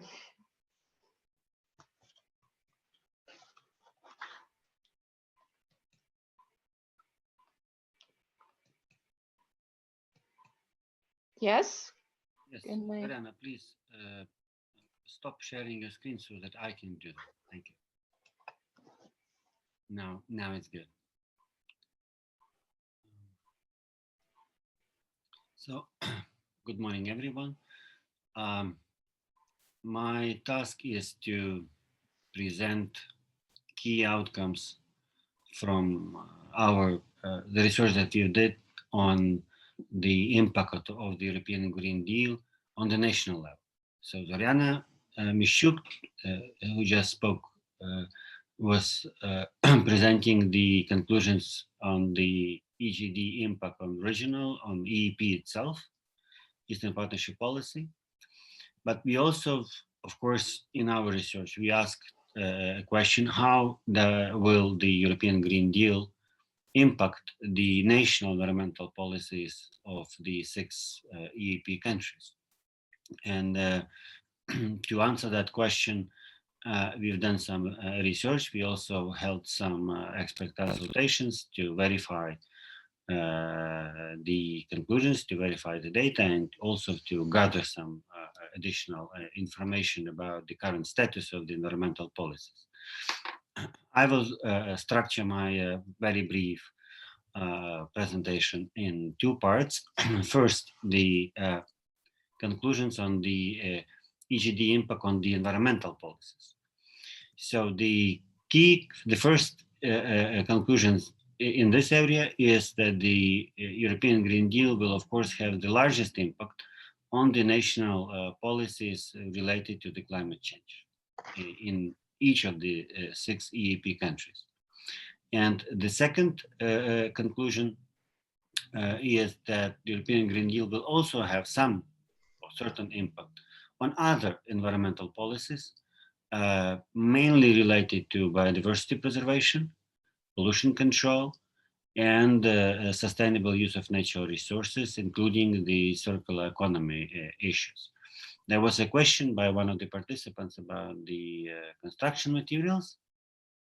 Yes, this is going to be part of the impact of the European Green Deal. The construction materials are tackled by several elements of the European Green Deal. That is the new chemicals sustainability strategy, and the renovation wave, and the European Green Deal communication itself has an emphasis on changing the rules of play for the construction sector, including the construction of building materials, and, for example, the use of the recycled materials in them, and the use of or less use of the toxic substances in construction materials. And I encourage you to look into those 2 elements of the European Green Deal, the renovation wave and the sustainable chemical strategy, to have more answer on that issue. Now, clearly, back to my the key conclusions that we have. Clearly, the climate change policies will be affected the most, because this is at the core of the European Green Deal, and we expect that the European Union will be supporting and encouraging and pushing each of the EaP countries to raise their climate change ambitions, in particular 2 countries, Ukraine and Belarus, as the Annex I countries, and some of the biggest emitters in the region. Plus, Azerbaijan may be affected also due to a comparatively large share of its emissions within the 6 EaP countries, and Moldova, Georgia, and Armenia are going to be less, in our view, affected in terms of raising their emissions reduction ambitions, but that means that their climate change adaptation policies could be of a more focus for the bilateral cooperation between the EU and these countries within the Eastern Partnership future process. The other environmental areas which will be affected, they include the biodiversity preservation.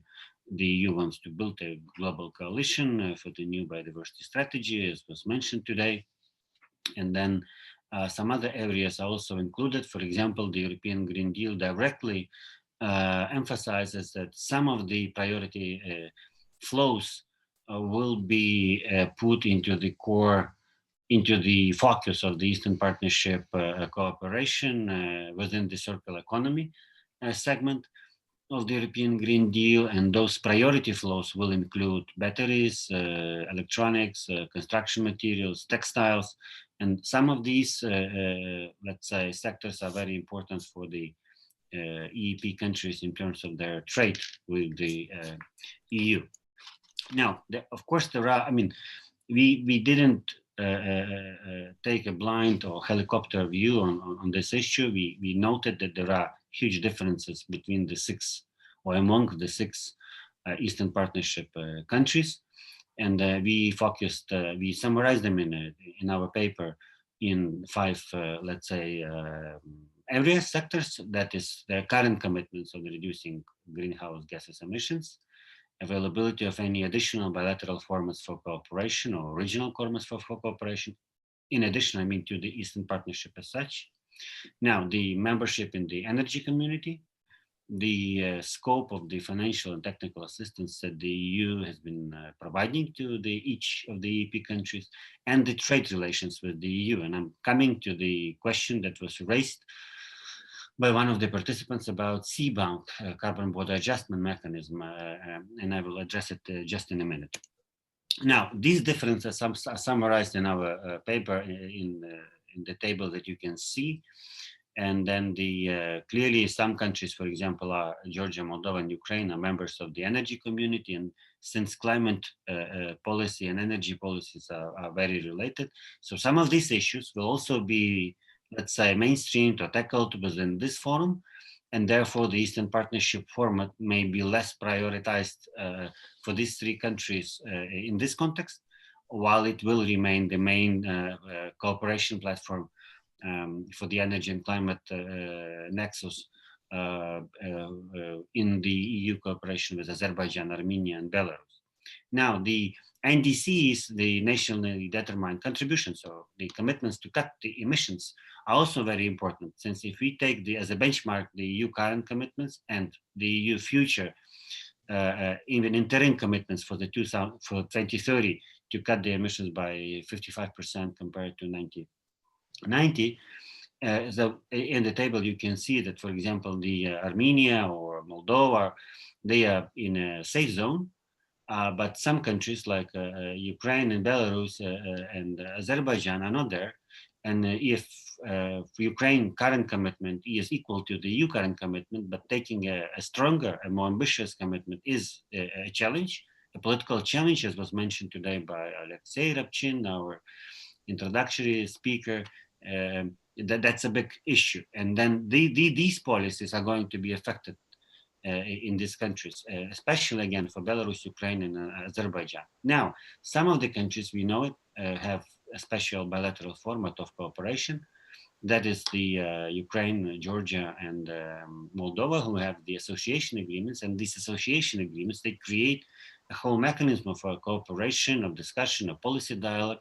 So they, at the bilateral level, they will be, well, we expect them to be the main, let's say, mechanism for the European Green Deal integration into the bilateral dialogue between these two countries.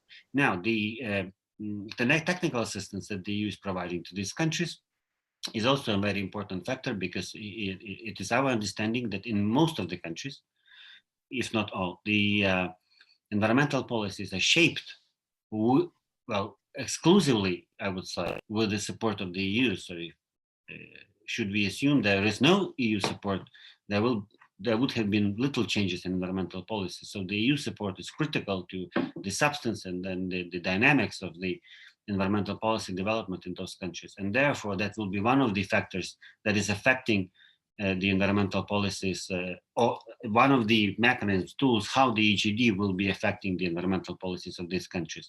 A little bit less for Belarus, since there is a much less level of cooperation currently between the EU and Belarus. Now, finally, this will be my last point, the EU trade with the EaP countries. For some countries, the EU share is huge, like Moldova, 54% of the total foreign trade is with the EU. And then this trade, it would be, if we talk about carrot and sticks, so that could be a stick on the side of the EU to push the countries to change their environmental policies, to raise their climate ambitions. So the trade as such will have, there are two major ways how the trade relations will impact the environmental policies. First, because of the tightening of the environmental requirements to products, and therefore it's a question of the access to the EU market. And second, of course, the carbon border adjustment mechanism that the EU plans to present in the second quarter of 2021. And some Eastern Partnership countries are more vulnerable to this impact, including to CBAM because of the larger EU share in the foreign trade, and then because of the structure of this trade with the EU. As you can see, I mean, it's in our paper, summarized in our paper, that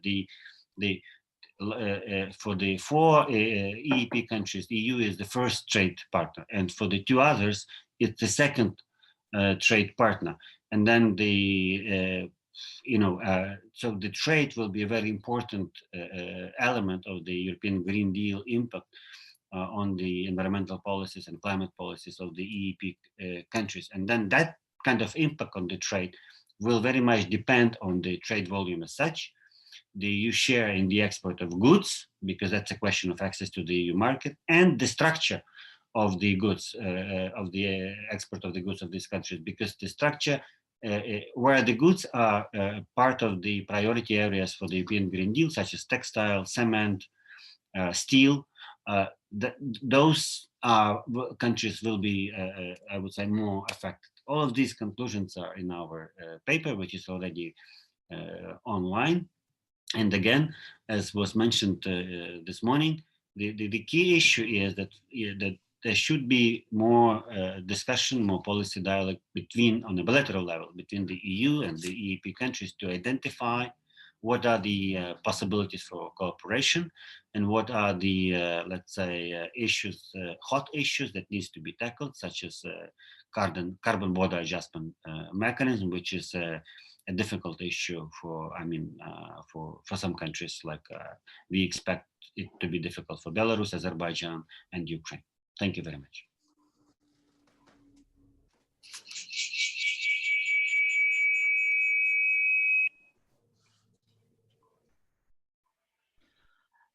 Thanks, Zorana and Andriy, for presenting your points of view, how European Green Deal can impact Eastern Partnership and its countries, both in multilateral and bilateral tracks. And now we have 2 interesting interventions from the EaP countries, Ukraine and Belarus. And we will start from Ukraine.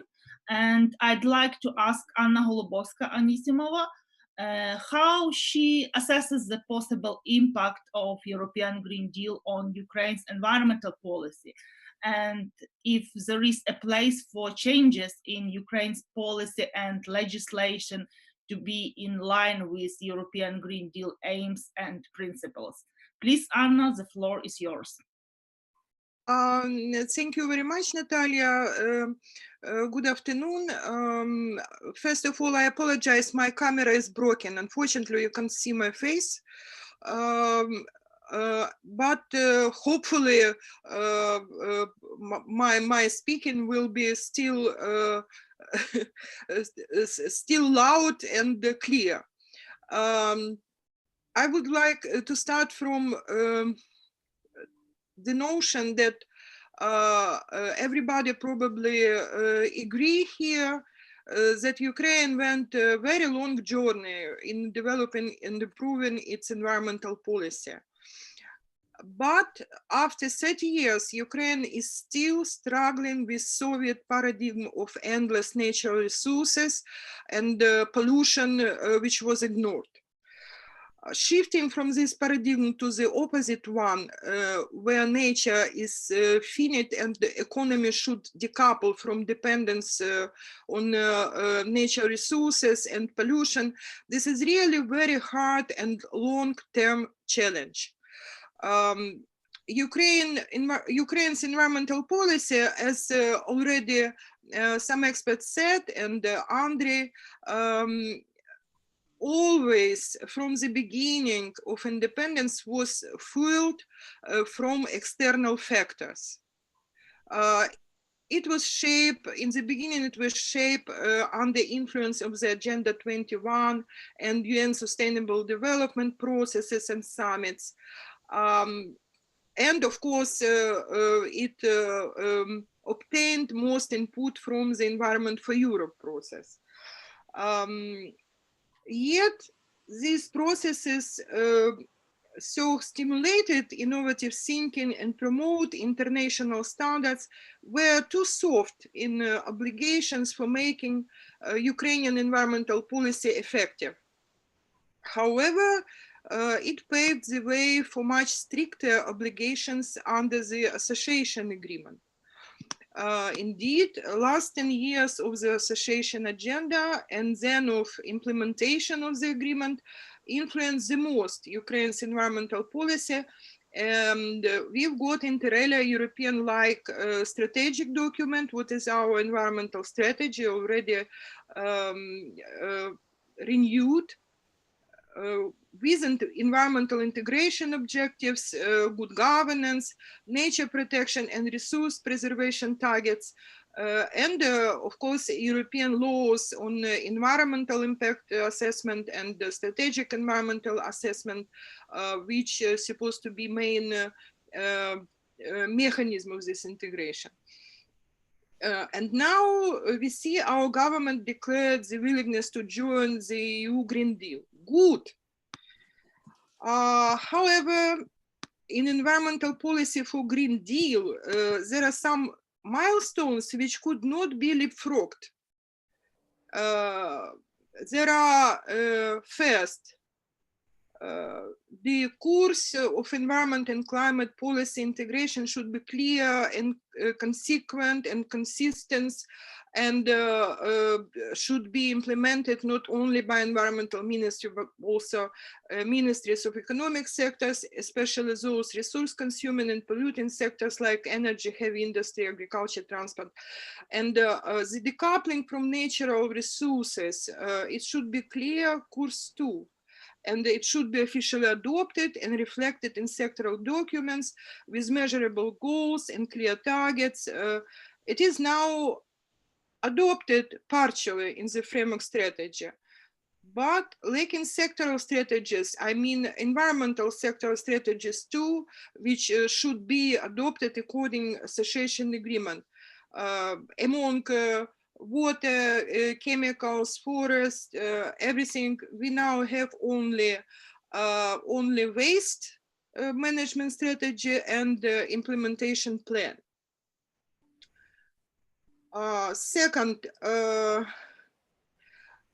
despite those pieces of environmental policies, including the most important, the framework policy with 30 targets, the effectiveness remains very low. This is mainly because we need sustainable institutions. For joining Green Deal, sustainable institutional capacity should be provided. Functions now mixed between different bodies and their hierarchy is not clear, and the architecture remains to be seen. Function like policy formulation, policy implementation, and control should be divided in the end, and the control, this reform of inspection, this is only one of functions. There are many others. Some experts think that the composition of ministry which will formulate the policy, agency which will implement, and also plus specialized agency like water, forest, fishery, etc. And inspection, and also such public institutions should give up natural resources management function. What currently is the case with, again, water, forest, fishery. So this for us is still normal as it was in Soviet time, but it should be divided.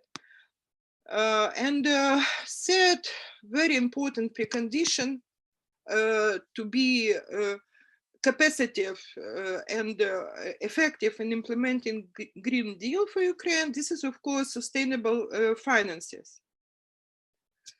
While we know that for reporting year 1920, Ukraine demonstrated very little progress in the association agreement implementation in environmental sphere.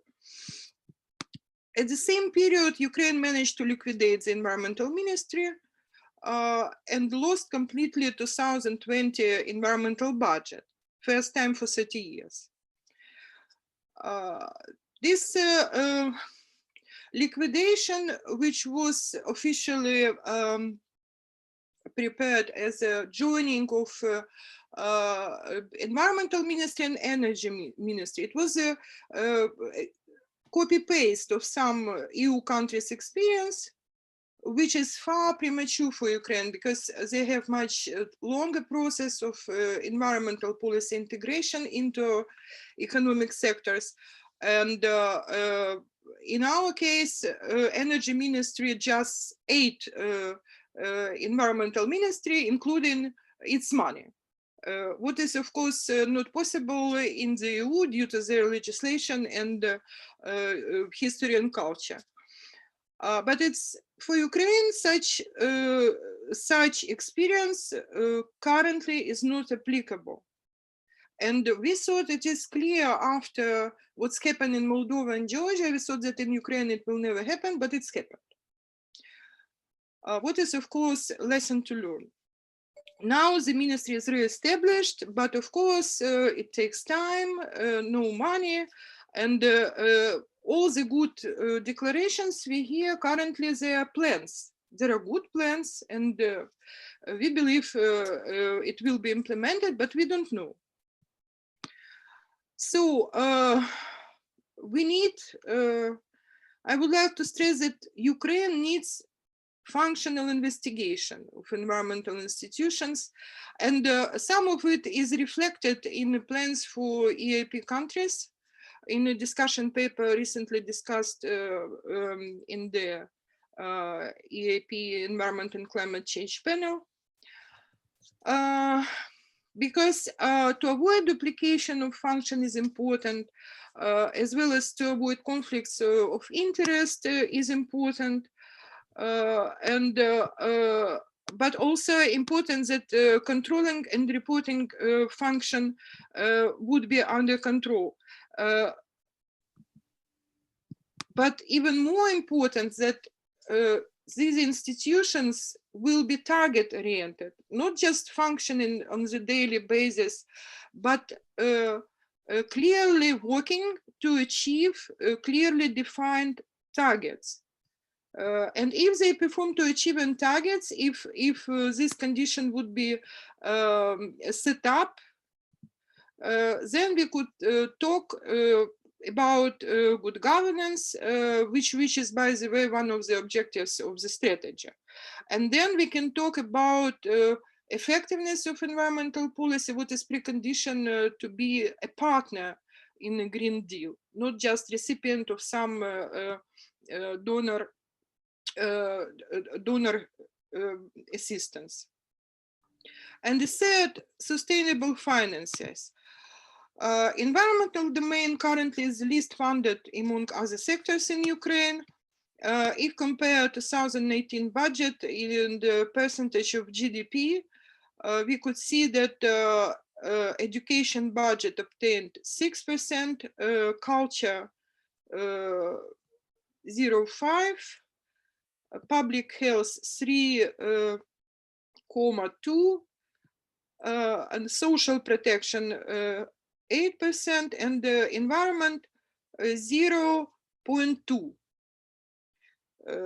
And this is in a time when, as we know, for implementing European acquis communautaire in environmental domain, we need approximately, of course, for a long period, not at once, but for some time, for a couple of tens of years, but we need 1,000 euro per capita.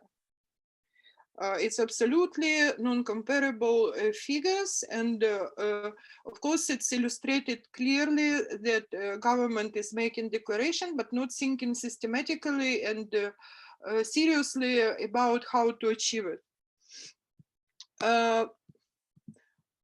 Currently, the profiled committee, environmental committee, and the ministry, they are preparing the finance reform in environmental sector, and yeah, you can know from the official website of Верховна Рада of Ukraine that they both support the establishing of legal entity, environmental fund as legal entity, something what was in Poland, or at least reminding its successful stage of reforming environmental policy in Poland, that such fund could help to avoid several bugs which make impossible to use normally even those limited environmental finances.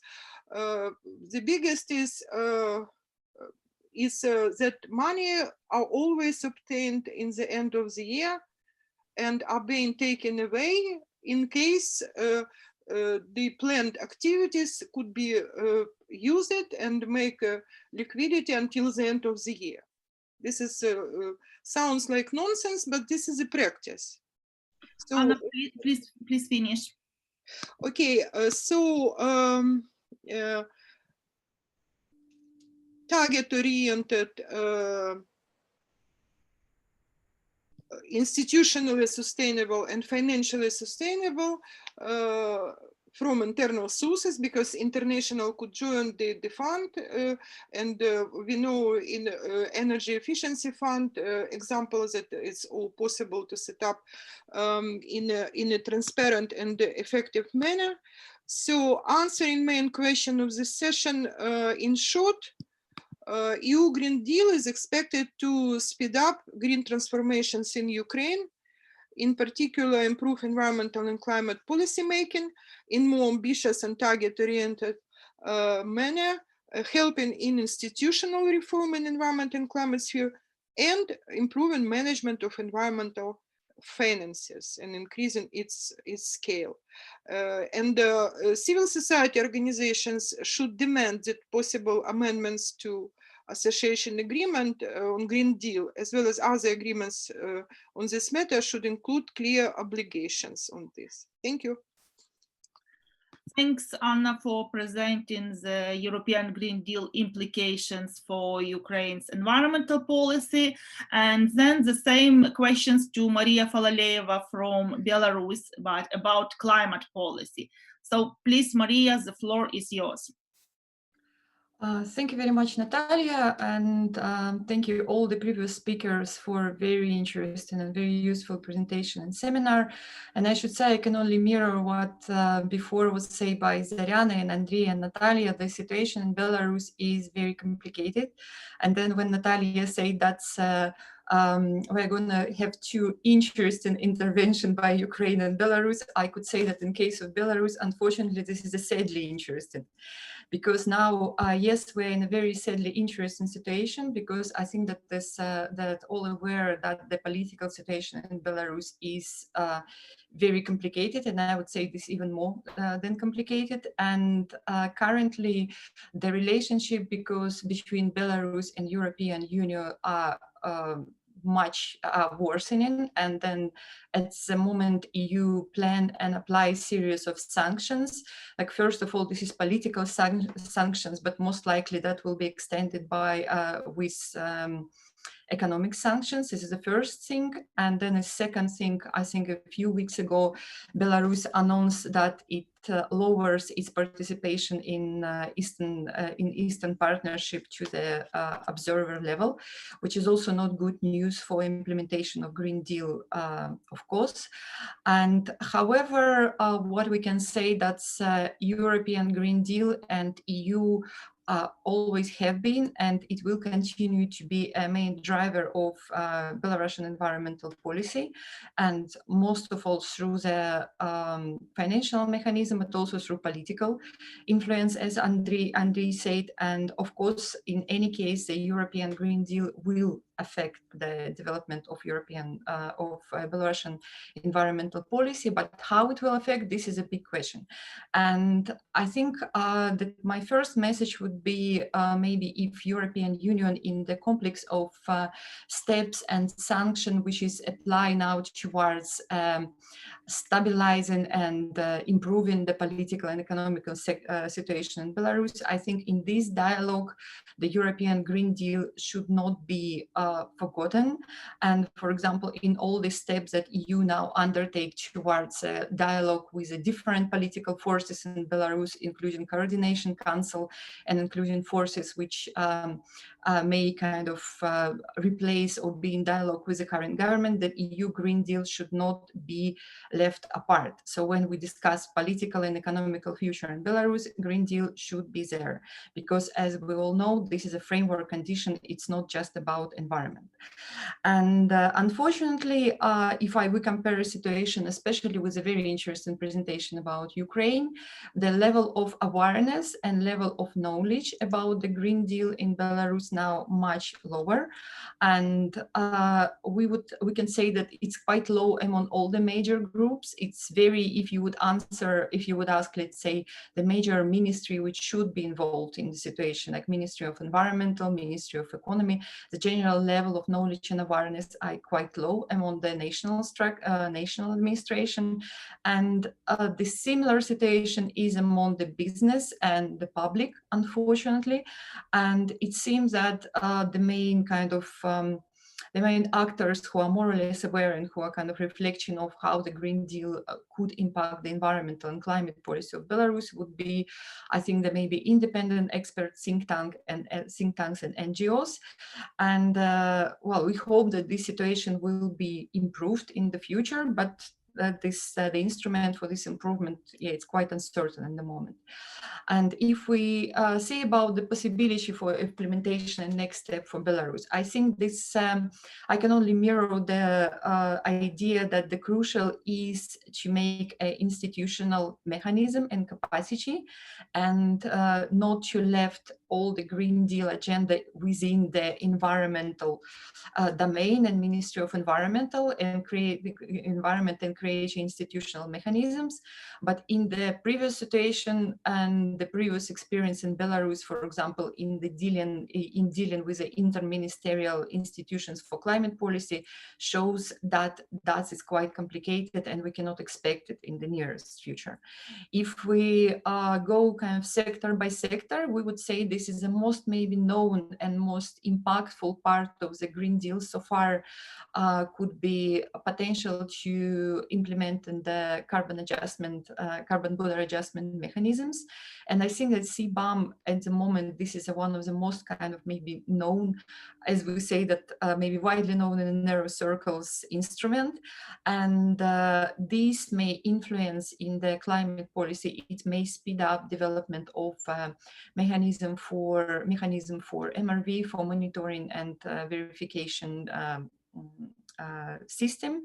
And in theory, it may impact implementing the more kind of specific steps in the monitoring and evaluation of greenhouse gas emission. But again, this is quite uncertain. And I would say in the other sectors like biodiversity and transport and organic agriculture, that is most likely will be business as usual, and which would be maybe adjusted and kind of sold as kind of as how often happen in Belarus, that can be sold as the action which goes along a line and compatible with the Green Deal. And in this situation, this is just like my kind of personal remark, and I don't pretend on any kind of objectivity, but personally I can say that this situation when the business as usual is promoted and sold as a proactive action, it kind of partly shared responsibility by the national administration, but also EU, because in Belarus, particularly last several years, EU distribute financial assistance mostly through the governmental structures with, let's say, quite soft control of effectiveness of implementation, which leads that many implementers genuinely believe that they're doing good things while they do not enough. And if speaking in terms of climate policy, at the moment, one of the main drivers, surprisingly, are action on the kind of regional and local level. For example, the Convent of Mayors plays quite a visible, I would say, role, because it's one of the so far most visible and most effective actions in Belarus that cities are joining Convent of Mayor and implement climate strategy. So maybe if these hopefully will remain drivers, and still, you know, the projects and the actions are implemented by environment, but not governmental organization. And here I would also like to make remark, because even in today's seminar, when we are speaking about environmental organization, we are mostly speaking in the context of spreading information, reaching out to the public. That's all fine. That is important role of the non-governmental organization. But we should not forget, but in our region and specifically in Belarus, non-governmental organization play much more stronger role than that, because they really play role in shaping climate policy and implementing pilot projects and showing how things can be done. So, and this is also like another thing that I can say, this is remark which maybe not related specifically to Belarus, but this is also not to forget when we implement the Green Deal and the specific sectors and specific part of Green Deal in Eastern Partnership, we should take care that the implementation of Green Deal would not go to the conflict with the local and national environmental goal. That, for example, the goal for increase the rate of river transport in Europe, which is totally sounds like totally fine and valid in the context of reducing impact of transport, that, for example, it would not promote such environmentally non-sustainable project like a transformation of river basin system and E40 river pass, which is now it's a quite complicated and quite controversial projects in Belarus. So let's try to see, let's hope for best future for Belarus, and let's hope this future will be compatible with the green agenda. And yeah, over. Thank you very much. Thank you, Maria, for interesting intervention about situation in Belarus with European Green Deal and climate policy. As we are short of time, I propose to go directly to the third part of our today's meeting. Thanks for our experts for answers in questions and answers box, so we don't have time to answer you directly in the meeting. So our third part is about role of different stakeholders in the process of implementation of the European Green Deal, synchronizing the national policies with the European Green objectives, assessing possible opportunities and threats for countries in regards of the European Green Deal. I just have opened our poll with a question: who should lead public debate on European Green Deal in your country? So please click on at the bottom of Zoom window box polling and give answer to our question. And this polling is available only for participants, not panelists of this meeting. In our policy paper, we suggested a few recommendations for for key stakeholders of this process: national governments, civil society, EU side, donors, businesses. Before we start interventions and discussion, I'll shortly present recommendations we prepared. So I share my screen.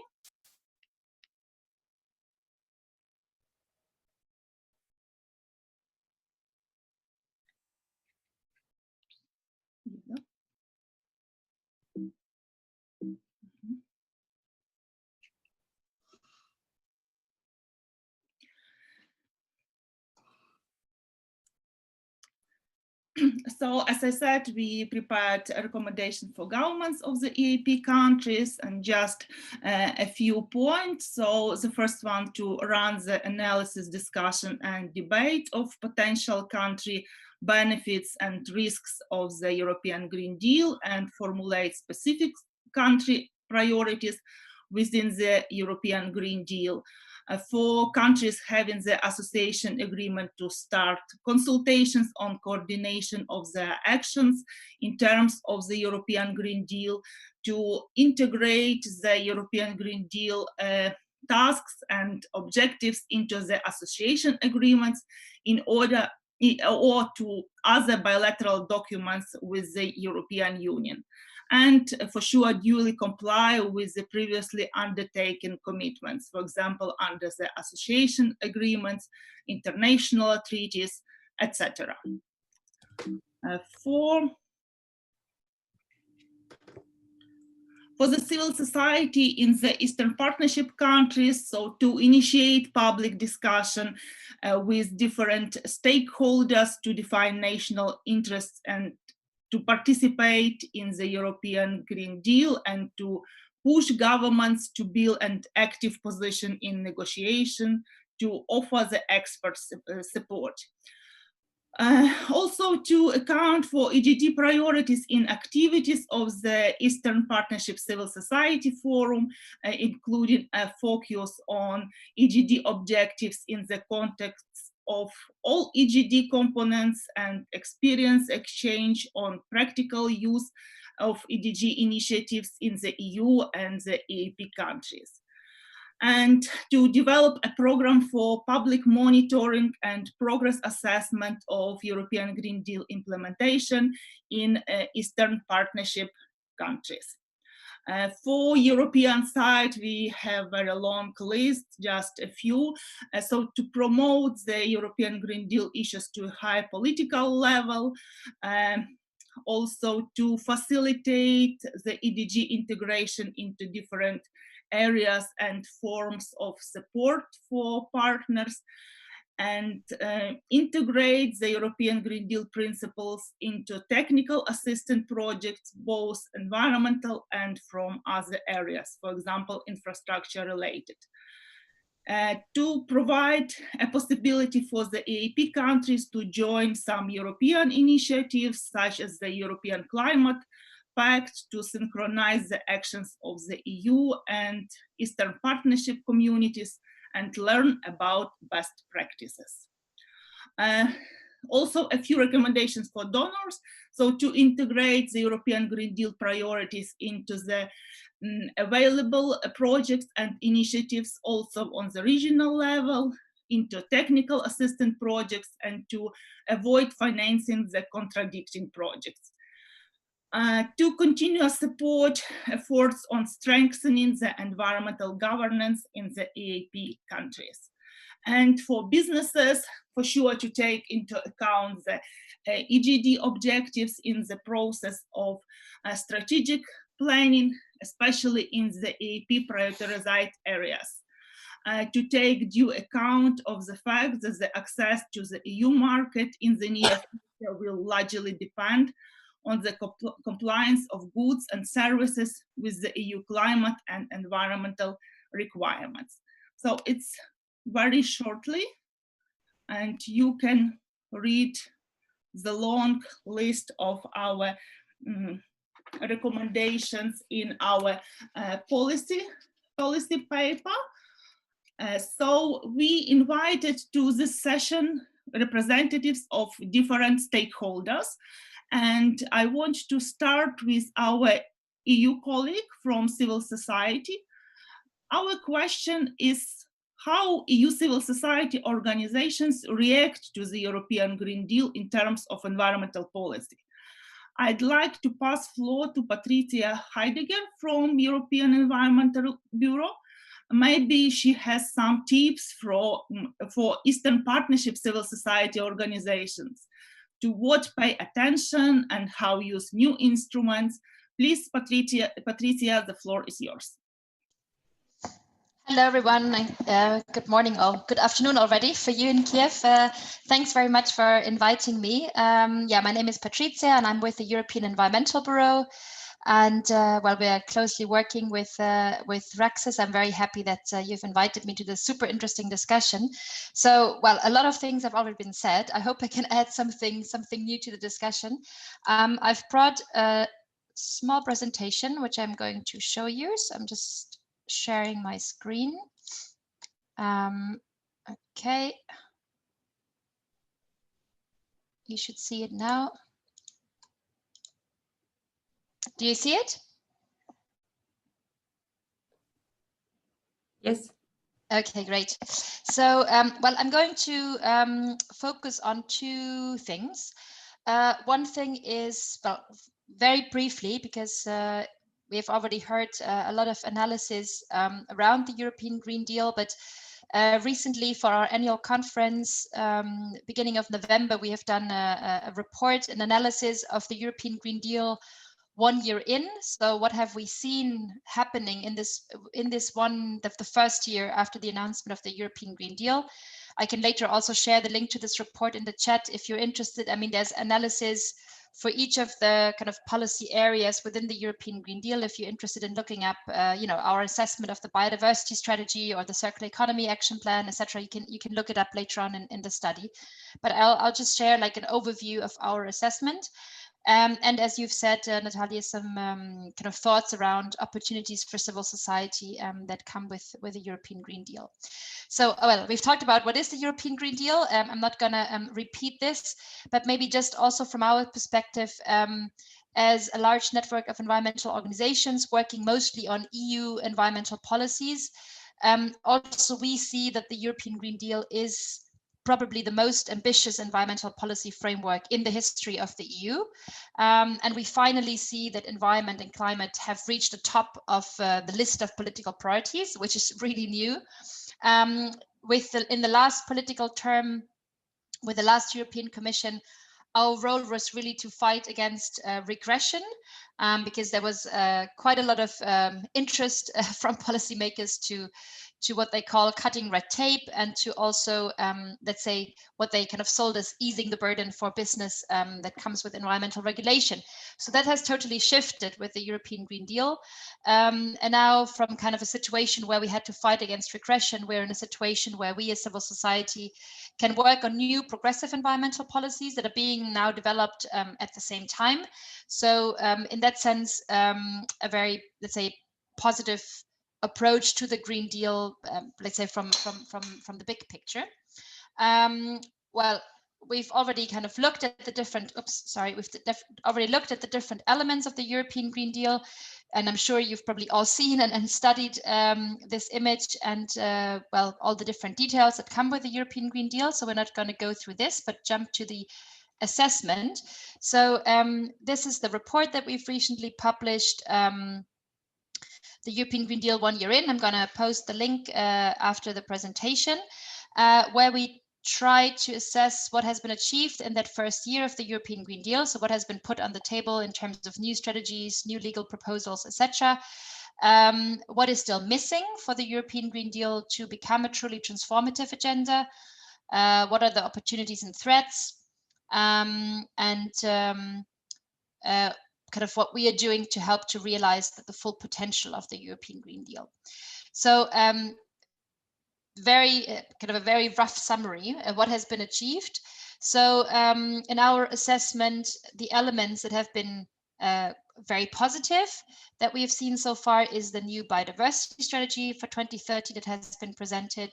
Of course, the overall climate neutral Europe commitment that came with the European Green Deal, the chemical strategy for sustainability, and also the circular economy action plan. So these kind of 4 elements are the ones where we see kind of most progress.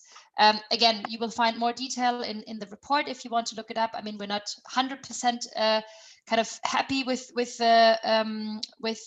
these elements, but these are the ones where we say there has definitely been some good progress. I mean, just to give you one example, I mean, we're quite pleased with the circular economy action plan, and it has been mentioned before by other speakers that there will be quite some progress made with a focus on specific sectors, from textiles to construction, etc. So that's great. But for instance, one element that's missing in the circular economy action plan and the wider circular economy discussion is movement towards clear targets for the reduction of material use, and maybe also caps for material use. So this is something that is still missing. Well, the biggest missed opportunity from our perspective for the European Green Deal to be really transformative is the EU's common agricultural policy. So I'm not going to go into details, but as you probably know, this is one of the key policies of the European Union. More than 30% of the EU's budget goes into farm subsidies, and the reform of the common agricultural policy was started before the European Green Deal was launched. And what has been presented as a reformed kind of common agricultural policy is not aligned with the objectives of the European Green Deal. And the European Commission has not withdrawn its proposal to align itself, to align these policies, the European Green Deal and the agricultural policy. They have not withdrawn. And well, according to us, this is not going in the right direction, and the reforms are not substantial enough to really turn around the way the EU is, the kind of agriculture that the EU is supporting. Again, more details in our report, but that's kind of the biggest disappointment. And then there's like a lot in the, let's say, in the middle, where we see some progress, but where more is needed. So that's the farm to fork strategy, the climate targets that we've been talking about already this morning, which are kind of, let's say, increasing, but not yet aligned with what is needed from a kind of the science point of view. And then other strategies like the hydrogen strategy, methane strategy, renovation wave, industrial strategy, emission information. All these things have brought some progress, but we find that they're too weak. Well, what we think is kind of what we are now focusing on to make sure that the European Green Deal becomes a more transformative agenda. Well, we're definitely going to give a lot of emphasis on the implementation of the biodiversity strategy. Then, of course, we're still advocating strongly around the climate targets and to make them aligned with science. So to get a 65% emission reduction target. Then we're investing a lot of resources in the zero action plan, improvements to the industrial strategy. Then, of course, the recovery and resilience facility. So the Next Generation Europe funding to for the recovery after the pandemic, where there's still major concerns that the kind of conditionality around the funds is not strong enough, and that member states might use the money for not kind of deeply sustainable investments or recovery measures. So that's another kind of thing that we're really focused on. Then also the reform of the financial instruments and green taxes.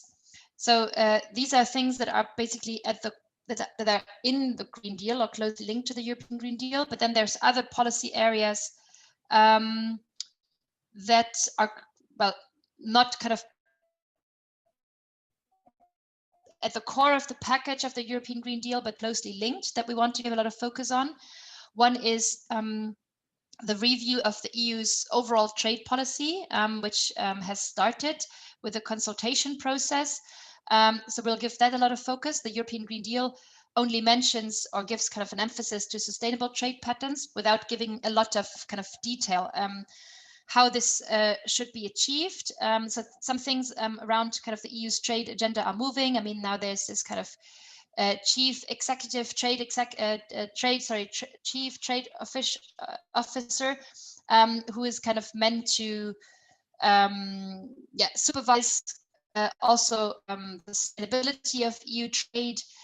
There's new kind of engagement mechanisms for civil society around trade, kind of a complaints mechanism. So some things are moving, but let's say the overall objectives of the EU's trade agenda have not changed. The objective is still to agree on more bilateral or multilateral trade agreements with the objective to boost the overall volume of trade, whether this trade is sustainable or not. So there's still kind of a lot of work to be done around the trade policies, the trade policy making sustainability requirements legally enforceable, create more transparency, strengthen the role of civil society in supervising kind of the impact of trade, etc.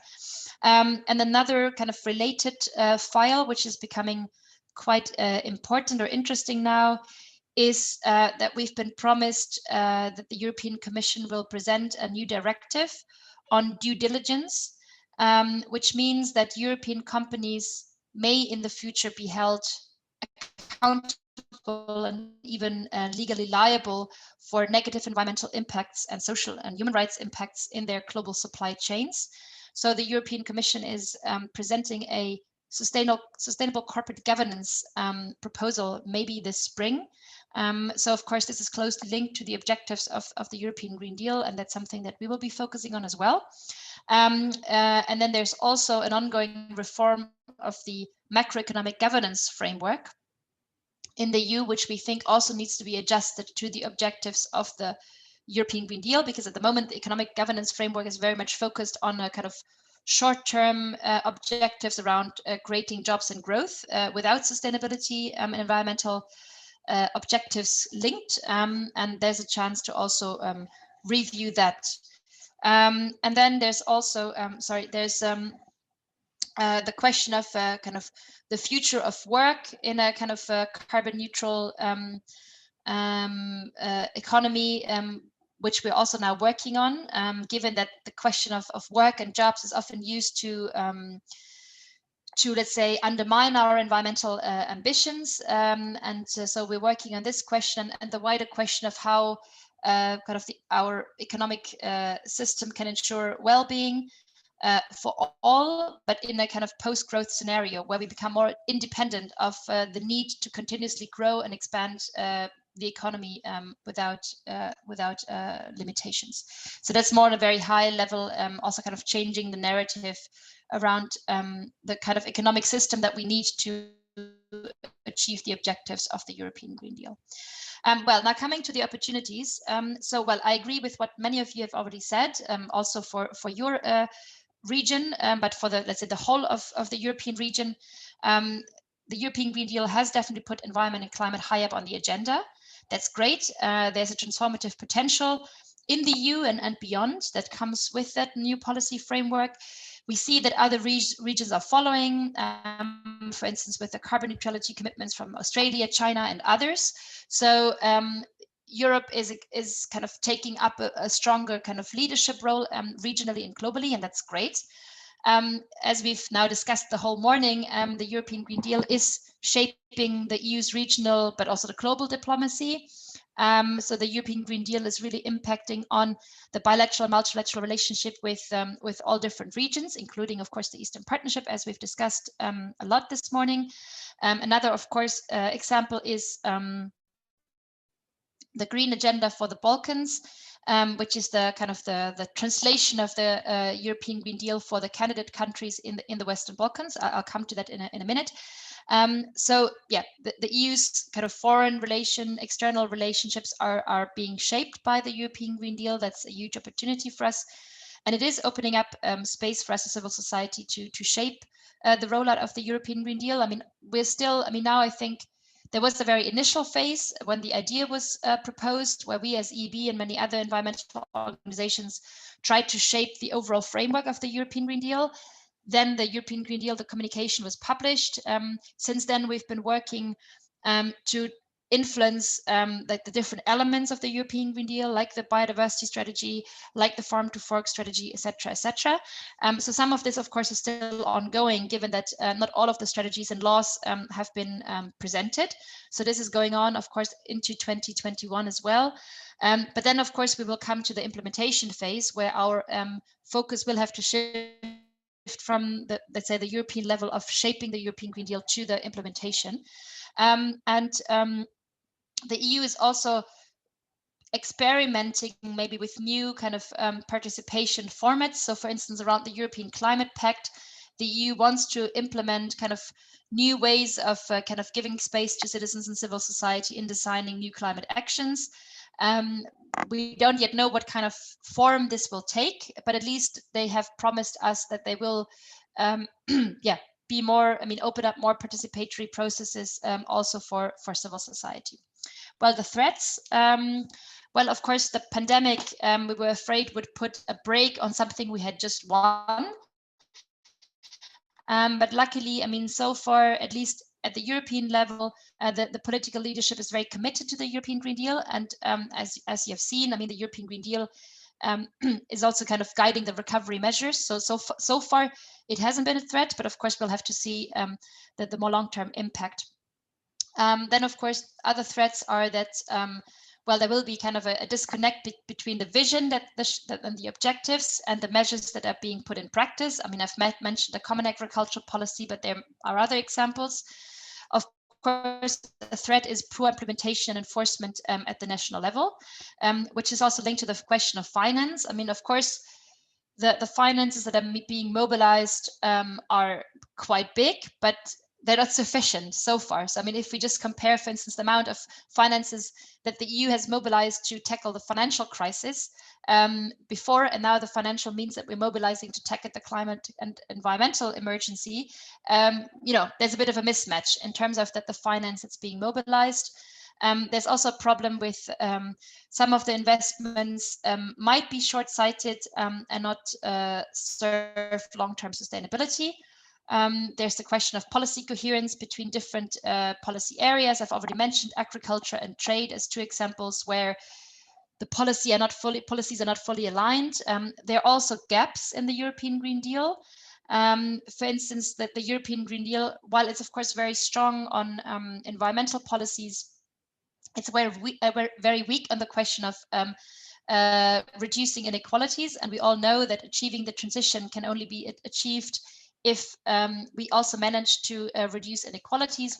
Some of you we've been talking about energy prices and energy poverty. We have talked about, you know, people being able to invest in kind of sustainable buildings, etc.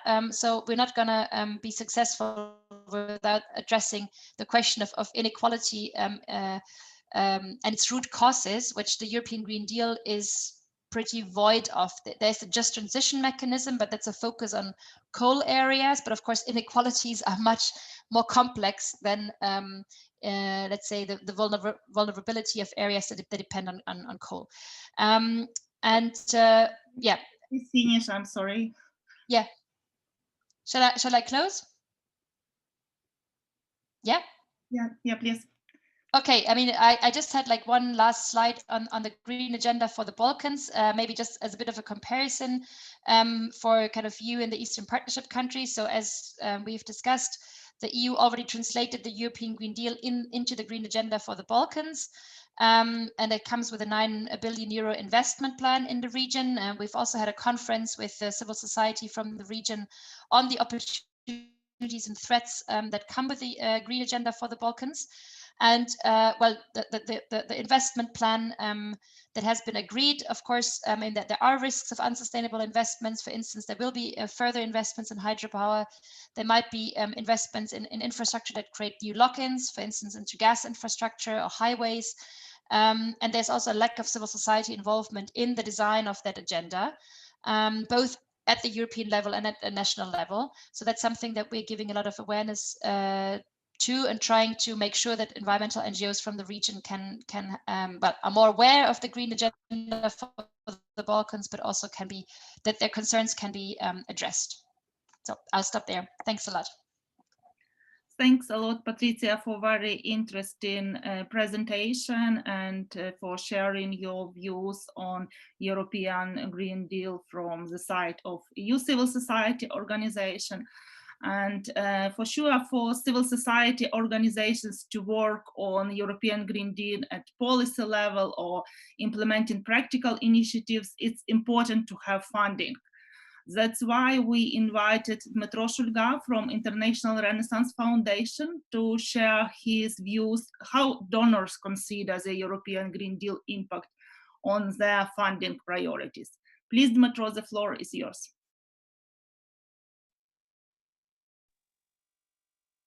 Thank you very much. Thank you very much, dear colleagues. I really enjoyed the discussion. It's very interesting and giving a very good combination of perspectives. I would like to be short in just adding some elements which I can share with you on our approach to this topic of Green Deal and Ukraine's participation in the Green Deal. So International Renaissance Foundation, which I represent, it's part of Open Society Foundations Network, global network established by George Soros. In Ukraine, we started our activities related to Green Deal, well, I would say even before the Green Deal was launched and suggested, as we started some initiatives on environmental and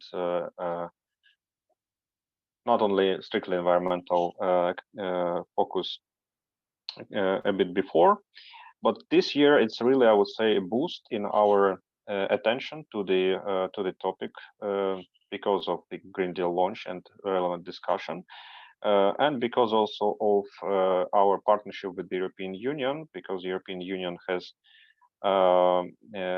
agreed to support the work of the International Renaissance Foundation within the long-term EU for EU Society project, where we have gained additional funds which we could use for expanding our work. And we do it in many topics, but one particular element, one of the priority topics is actually the Ukraine's integration into the European Green Deal.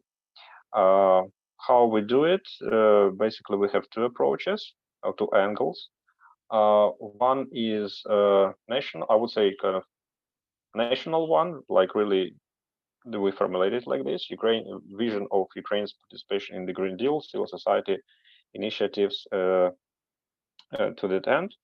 And the second layer or angle is actually local activities, local activism and environmental strategies implementation on the local level, which is also related to climate change, responsible resource governance, and so on. So on those two dimensions, we have conducted two open calls for proposals this year. Actually, that one on the local level for the implementation of the local environmental strategies at the level of the local amalgamated communities was done a little bit before. 2 months ago, we already represented the results. And just yesterday, we publicly presented the results of another call, actually called Ukraine's participation in the European Green Deal, we have selected 9 winners of this call, and we have, I think, quite a good mix of topics. So the projects which we supported cover such topics like energy, transport, agriculture, environmental policy, and so on. So it's a really good kind of combination of topics covering many aspects of the Green Deal and relevant challenges and also opportunities which we have for that matter. And it's really very important. We consider that overall our objective as for the International Renaissance Foundation, and in particular European program of the foundation which I represent, is that civil society should be the actor in Ukraine's integration to the European Union, very active actor, capable actor, which is able to drive in some ways this process, so that it is not only governmental driven but really society supported and sometimes even driven process of European integration. So it is really very inspiring that we have such interesting level of interest and capability from civil society to join also this on that angle, so that it's not only government of Ukraine which responds to the Green Deal with some ambitious plans, but actually the government of Ukraine is very much supported by civil society in that, and also advised and sometimes even pushed by civil society to go in that direction. So this is the area where we really trying now to support Ukrainian civil society. We have already started this process, and I think we will continue. So our intention is actually to make such calls, as I mentioned, on the annual basis for the next couple of years. So this is something like, in our view, opportunity for civil society to get support for their many interesting ideas, which many of them we actually already heard in our discussion today. Maybe I will just also would like to maybe react to some of the messages which were mentioned in today's discussion, if it's possible, if I have like 2 minutes. Yeah. Okay. So I think I would like really to respond that in my perception, the very unique feature of the Green Deal is that if we look at Ukraine's participation in the European Green Deal, it is an example where Ukraine can be not only a receiver, but also a very important contributor and to the European Union policy and European Union goals. And not only by way of adjusting itself. So, I mean, of course, it's natural that Ukraine can adjust itself to the European Green Deal objectives, and by that kind of helping to meet the overall European continental goals, but also to help actually the EU itself, even not being a member so far. But still, we heard a lot of examples in today's discussion that Ukraine can contribute, is actually already contributing. Like I remember Alexei Rapchin mentioned that Ukrainian companies producing electric chargers are already exporting these chargers to the European Union. So that's already one example. We heard examples of hydrogen economy and this potential, and we know that Ukraine is defined as one of strategic partner for developing the hydrogen technology in the European Union, and there is really big potential here. So this is very important that Ukraine is being perceived not only as a kind of receiver of European Union policy and assistance, but also as a contributor and supporter for the European Union itself in meeting its goals. This is one. And second is that I think we heard a lot today about green diplomacy or European Green Deal diplomacy or environmental diplomacy. I think that one of the things which we cannot forget is that we have those countries which tend to be in line with the European Union Green Deal objectives, and those countries who who would be rather opponents, I think, to those objectives. And very important is that it also very much overlaps with the other conflicting topics in the region. And specifically, we can say that for Ukraine, with its conflict with Russia and with the occupied part of the Donbass, which is very much coal industry impacted, this creates quite a lot of specific challenges. And also we need to remember that in Russian strategic thinking, they perceive themselves as a superpower in energy terms, and energy terms in hydrocarbon fuels. So that that means that and actually the Russian government is rather open in talking about it. They perceive the efforts to pursue policies of climate change and decarbonization as an effort to undermine their strategic standing and their power and ability to influence the region and also European Union.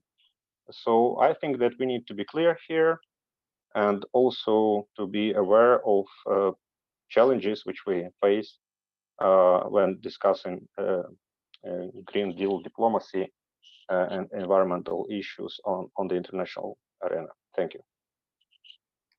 Thanks a lot, Dmytro. We mentioned today the Eastern Partnership Civil Society Forum, and we consider it as a good platform not only for communication, but also instrument for pushing the country's reforms toward green transformation. And I'd like to ask Inna Koshero, co-chair of Eastern Partnership Civil Society Forum, about possible change of role and priorities of Civil Society Forum in response to the European Green Deal implementation. Please, Inna, the floor is yours. Thank you very much, Natalia, and I'd like to share the opinions of other speakers and to thank you for inviting me to this very interesting discussion. And then when I was discussing this previously with the organizers of the event, and Zorana Mishuk was telling me that the discussion is very active in Ukraine on European Green Deal and on its implementation in the Eastern Partnership region. It was a bit fantastic to me because I do not hear anything like this in Moldova. And this happens really because of the institutional framework in the field of environment, which was mentioned already, and the importance of it in implementing any kind of environmental reforms in our countries, either reforms which are coming in the framework of the association agreements or in the framework of deliverables adopted in 2017 at the Eastern Partnership Summit, or in the framework of the Green Deal. It does not matter. We really need very strong environmental institutions in our countries in order to be able to implement these reforms. And this is what we are always stressing as a forum in the Eastern Partnership architecture, where we are a partner and a member in the discussion of all the European reforms happening in our countries, including environmental reforms, and participating in all the meetings which are happening in this architecture. So the last discussions which are going now in the Eastern Partnership initiative relate to the design of the post-2020 deliverables. And of course, we as members of the Working Group 3 are involved in the discussion of the deliverables on environment, climate change, energy, and transport. And we are asked to share our opinions and views about these fields and in connection with the Green Deal, because Green Deal is presented in all the meetings which are happening during this year, and especially the platform which was organized on the 22nd of November, a platform, EaP platform 3 on environment, energy, transport, and climate change. So within this platform, the discussion was very clear on the implementation of the Green Deal in the EaP countries and how do the EaP governments see this process and how does civil society sense it and what are our recommendations. So we were talking and discussing this in the Working Group 3 of the Eastern Partnership Civil Society Forum since this spring, and developed a policy paper on the Green Deal and on our recommendations, which then were included in the paper developed for the post-2020 deliverables on environment, energy, transport, and climate change, and which we shared in this platform, which was organized in November. And we'll be having then further discussions with the European Commission and relevant EU institutions on shaping the deliverables in a way that they will be including the objectives of the Green Deal. And we can share this paper with all the audience of the today's event, and of course we will be happy to see more recommendations and proposals on this, which we then could discuss and share with the EU institutions. The next discussion will be happening next week in the framework of the annual assembly, which unfortunately will be happening online this year. But a separate session on Green Deal is included in the program of the annual assembly. And within this session, we will be talking about the role of the EaP governments, of the EU institutions, and of the IFIs in assuring the implementation of certain objectives which we want to see implemented in our countries of the Green Deal. So this will be a very important discussion, and I hope to see many of the participants of today's event in this discussion and asking the questions from the EC, because we really do have questions to DG NEAR and to DG Environment on how do they see the implementation of the Green Deal in our countries. And we have, of course, questions to the IFIs on those investments, which the European Union says that the investments will be doubled in the field of environment in the EaP countries for the next period of time, for the next declaration, which will be voted next year at the EaP summit. And we really want to understand, all of us, what are these investments about, and how will they be covering some of the objectives of the Green Deal. The main points which we included in our recommendations related to the investments in environmental infrastructure, because we understand what is the situation in the field of environment in the EU countries, and we understand what is the situation in our countries. If we talk about zero pollution ambition in the Green Deal for the EU countries, it is very different from the pollution we are suffering from at the moment in the EaP countries. And we are advocating for more investments into the environmental infrastructure for the municipal sector and for the industrial sector.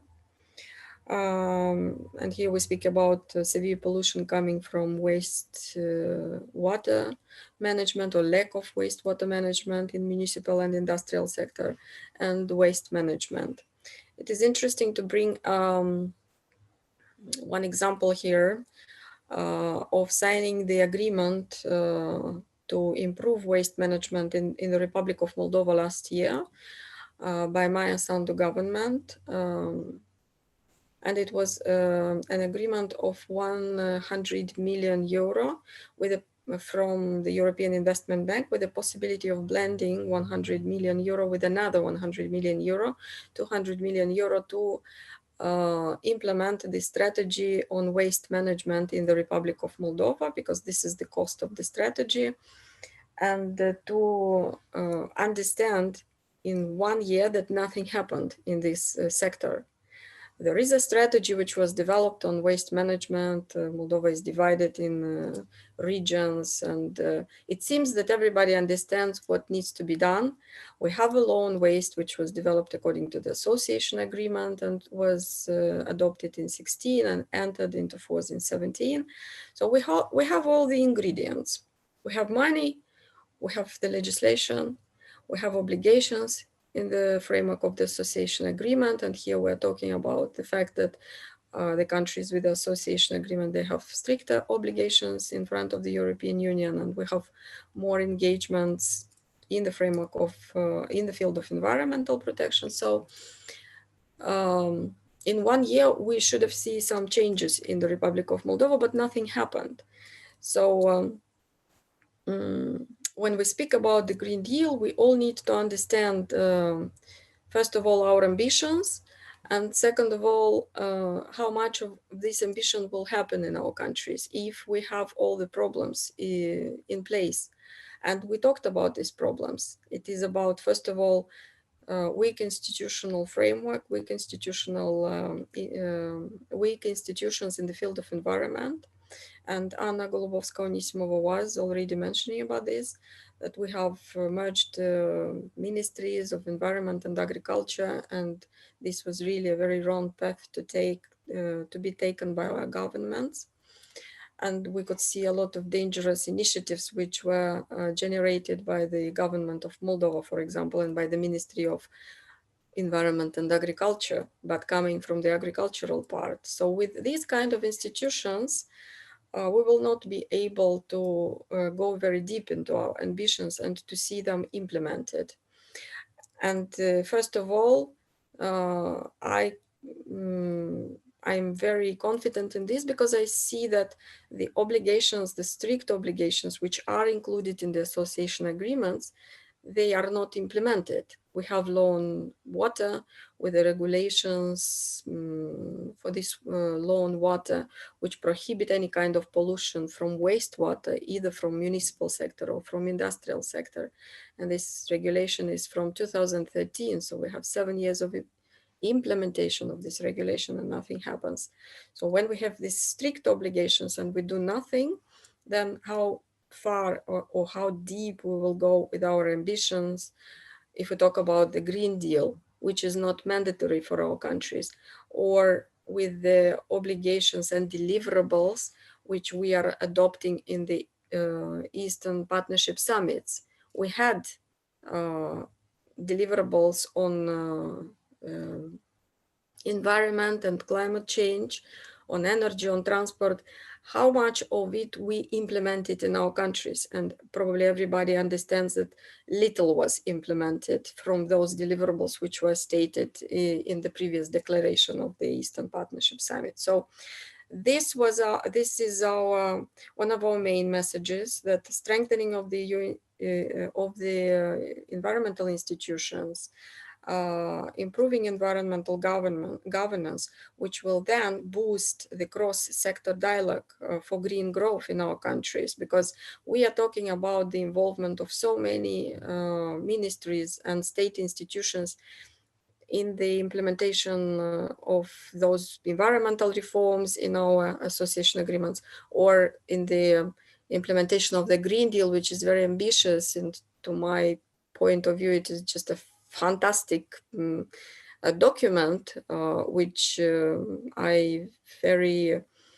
barely think we may implement at this point of time with our capacities. Because if we talk about that agreement, which I mentioned on waste management in the Republic of Moldova, or the same agreement which will come to other countries on waste management with investments from the European Union, then we all understand that the capacities needs to be built not only in the ministries of environment, which are weak at the moment, but they need to be built through the whole country in all the local public authorities, because they will be receiving the money from that agreement and building the infrastructure on waste management.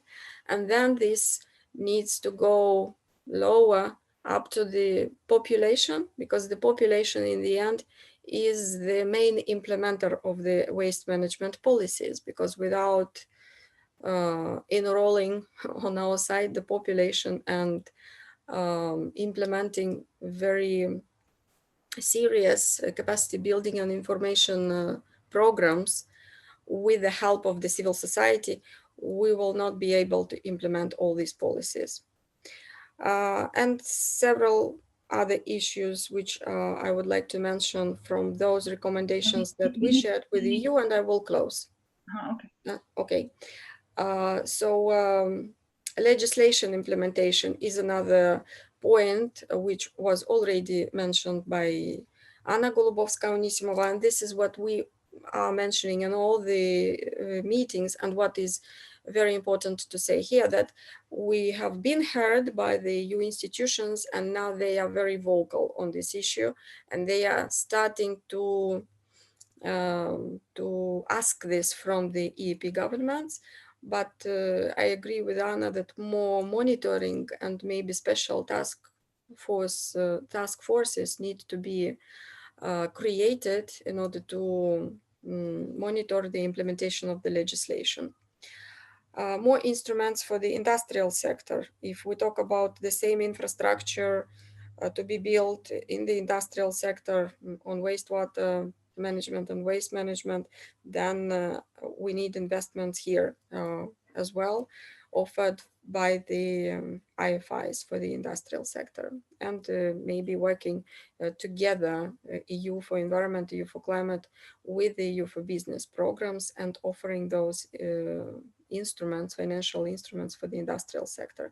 National funds which exist or which will be created in our countries, like Climate Fund, and I really greet this initiative in Ukraine. This is amazing. We created our National Ecological Fund in Moldova in 1998. It exists for 22 years in Moldova, but believe me, it did not produce any effect for the environment, and no results were achieved in the field of environment. We just built water pipes for this environmental fund, but we should have been being concentrated on controlling the pollution coming from the municipal and the industrial sector. Reskilling programs and green jobs is another issue which we mention and we support, because with all these green transformations, we all understand that we need experts and specialists in this field who will understand and who will help ministries of economy, agriculture, and etc., the local public authorities and economic sector in green transformation. So we need more experts in the field of environment and in the field of Green Deal and green transformation. And conditionalities, I wanted to support this issue which was raised by colleagues and by Andrei Andrusevich on DCFTAs and on the possibility to export our goods to EU markets. They should be strictly linked with the environmental obligations. If we are not able to respect and to implement the environmental obligations, then we should not be able to export our goods to EU. This should be clear to all the players in this field, and to the state institutions as well. So this should be respected, and this should be included in the next deliverables. So this is shortly, but I will share the document with you, and please comment and please send more recommendations for this document, because by it we can push these recommendations into the next deliverables, and we could see more of the Green Deal included in the next deliverables for the EaP region. Thank you very much, Natalia. Thanks a lot, Ina. So as we need to finish, I want to share results of our poll. So I think you see in your screen. So our question was, who should lead public debate on European Green Deal in your country? So you see the leader is national government, then EU, then civil society organization, and then EU delegation and business. So for sure, national government should lead for this process. And as already Andrei said, our policy paper already is available on our website. Also, we will send a link to the to these papers to all registered participants of this meeting. As a conclusion, I want to share my main takeaway from our meeting. So further research, analysis, and public debate is needed on national level in each Eastern Partnership country about opportunities and challenges European Green Deal is bringing to our countries. I hope our today's event will stimulate such activities in the future. So thanks a lot to all our speakers and participants. Thanks Ebert Foundation for financial support. Thanks to our interpreters, which work today with us. And see you on our next events. Bye.